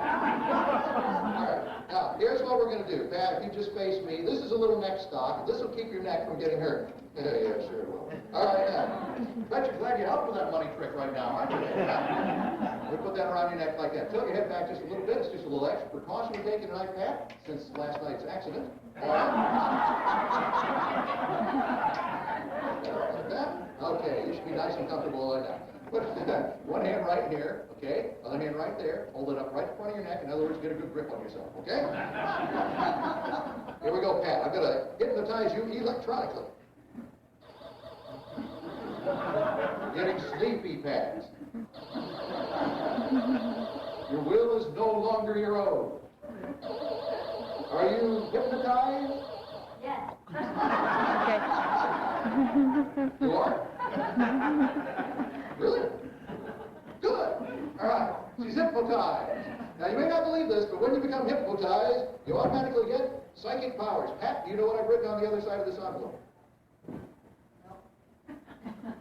Isn't that incredible? $1,000 so far. I said no. But you're sleeping, so you don't need to know that. All right. All right, stay just like that, Pat. The back of your neck is getting numb. We now come to the second part of our experiment. Beginning to see a picture here? Now don't move, Pat. The back of your neck is numb. You won't feel a thing as I touch this sword to the back of your neck. Tell me the truth, Pat. Feel that? You do? Have you ever done this before? No. Feel that? Feel that? Feel that? Well, never mind.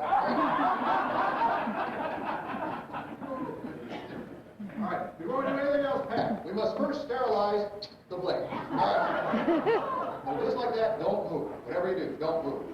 You will not feel a thing as I touch this sword to the front of your neck, ever so lightly on the count of 3. 1, 2, 3, now!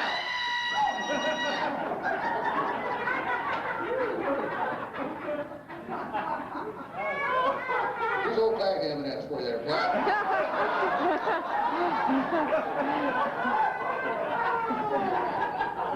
You might want to do something about this plumbing. I'm standing in a puddle right now. Okay, see.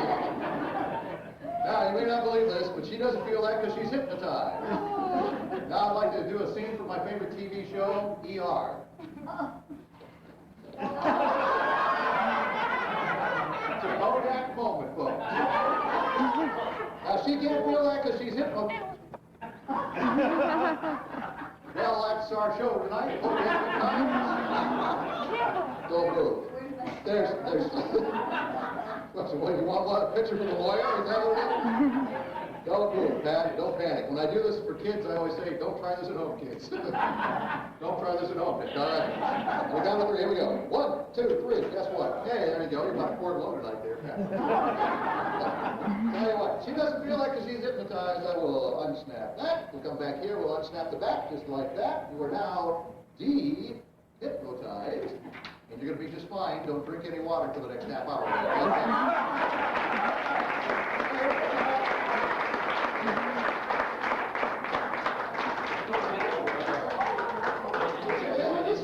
mean, 2 times for that. That's great.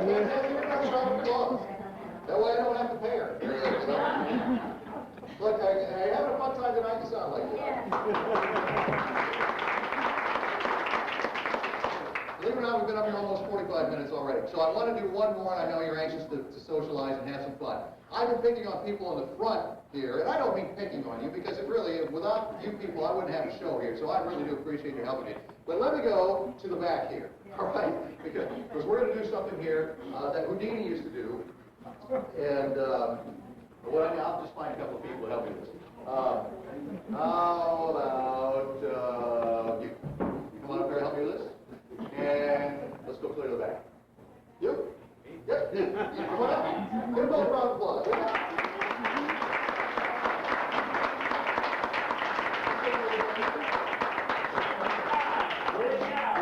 Would you grab that chair over there and bring it over here? Great. And you're Don? Don, all right. Have a seat right there, Don. Thank you for bringing that over here, Bruce. It's amazing what you can do with high school ladies, isn't it? Just kidding. All right, so now, have a seat there, guys.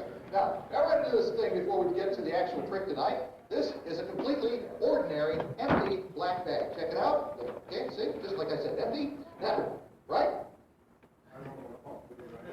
Okay, well, that's fine. Just say yes. Good, all right.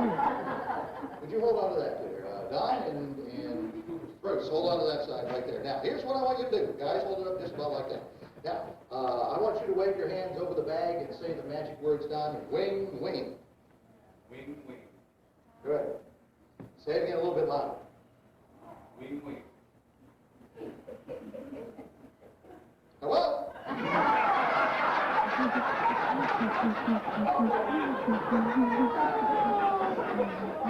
Wrong number. Set it back down, guys. Now, inside this, I have a pair of genuine Australian transport handcuffs, and these are the kind they use over in Australia, actually, back in about the 18th century to imprison the criminally insane. So, if we have any criminally insane people here tonight, you probably already knew that. Now, here's what we're going to do. This is, if you pull on that, make sure that it's a good solid thing, and if you would do the same, pull on that, make sure that's good and solid. Excellent. All right. Now, you ready for this? Are you ready for this? Now, believe it. Take this. Lock. I want you to lock me inside.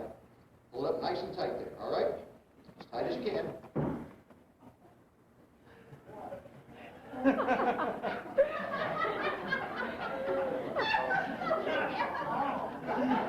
You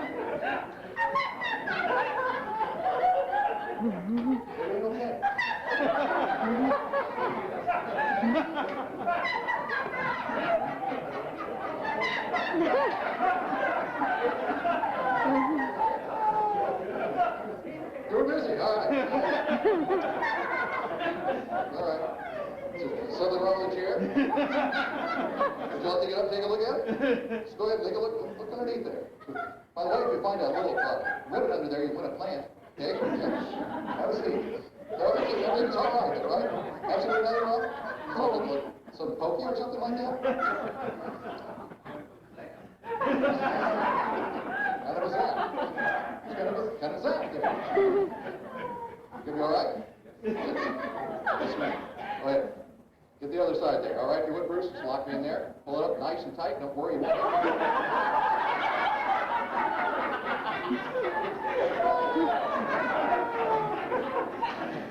Go ahead, take your time.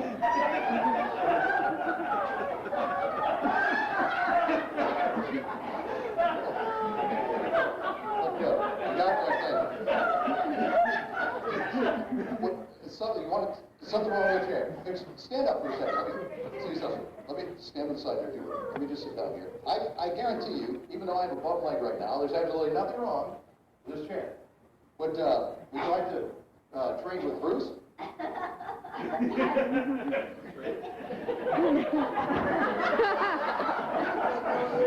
a seat there.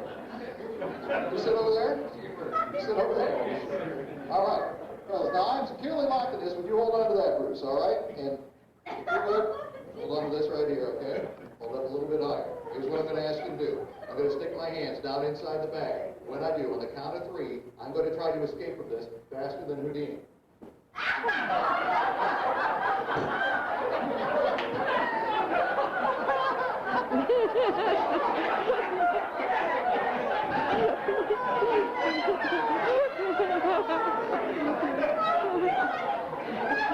I feel like Bob Saget's going to come busting in.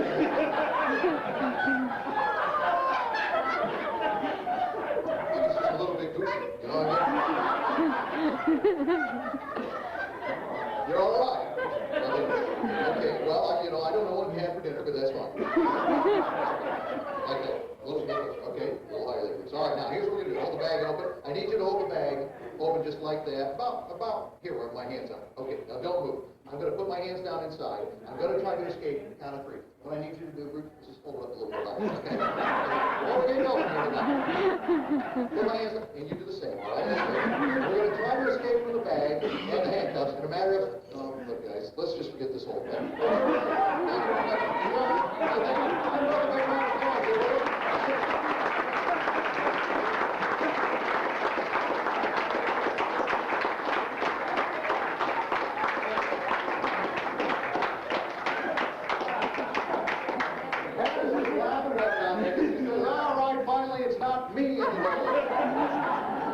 You guys have been really wonderful. I'd like to give this back to you. Thank you. And that is your bill. Don't tell me it isn't, okay? $50. All right, let's make sure I got back to you. Ladies and gentlemen, like I said before, this would not be much of a show without the people who helped me. So if you would, give them a round of applause.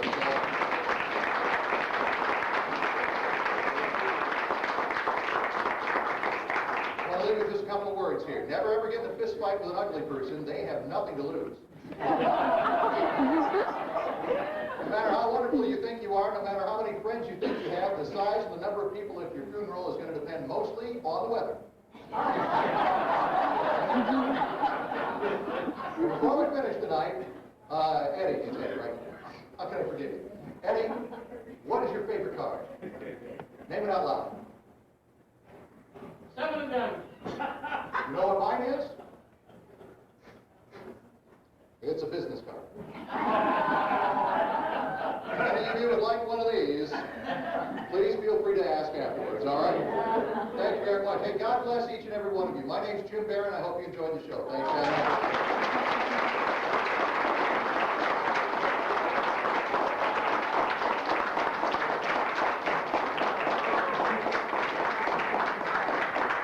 Now we'll make Dave disappear. Thank you, Jim. It was a lot of fun as usual. We've come to look that. And by the way, the first year, he picked on me and some others, so it's somebody else. Right now, we'd like to have John Reynolds come up and give some closing remarks, and I think we'll be done for the evening. Dr. Reynolds?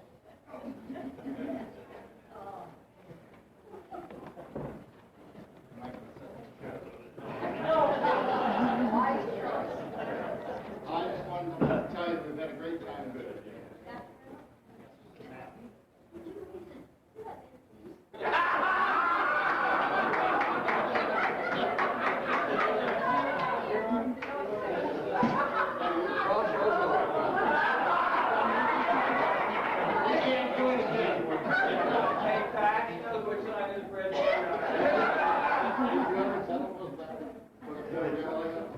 I have no idea.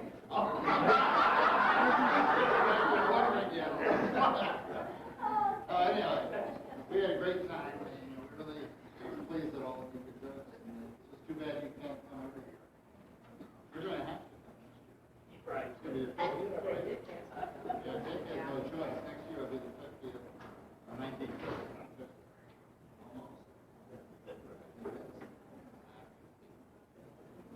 Anyhow, again, we want to thank you for coming. We're gonna have breakfast this morning. Right here?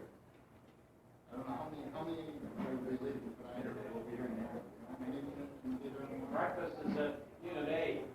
Unit A. Here. You're here then. Where is they had lunch? Yes. They had lunch, what time? 8 o'clock. 8 o'clock. Yeah, 8 o'clock in the morning. And have a safe trip home. Hope you see you guys during another year. Thank you.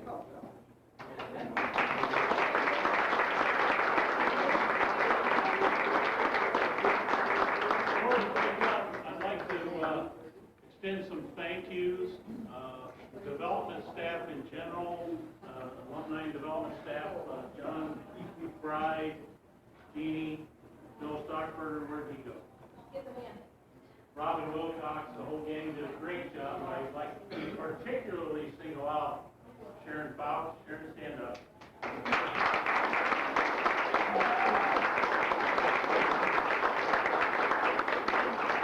John McBride, they did a great job on that.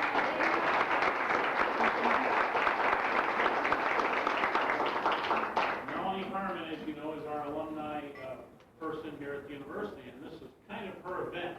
So they picked it up, and I think they did a great job. So I'd really like to thank them. And before you leave tonight, if you see them and give them a thank you, I appreciate it. John McBride, you actually like One more thing, Sharon wants to say something. My shoes are off. Well, that was good. I want to thank everybody for coming tonight and to remind you about the breakfast tomorrow in Unit A. And as you leave tonight, if you tip over your chairs, there are 10 chairs that have a blue star underneath them. And those people get to take the centerpieces home because inside the centerpieces is something special. So check your chairs before you leave and see if you're a lucky winner. Okay. Dave? Like this. I saw it.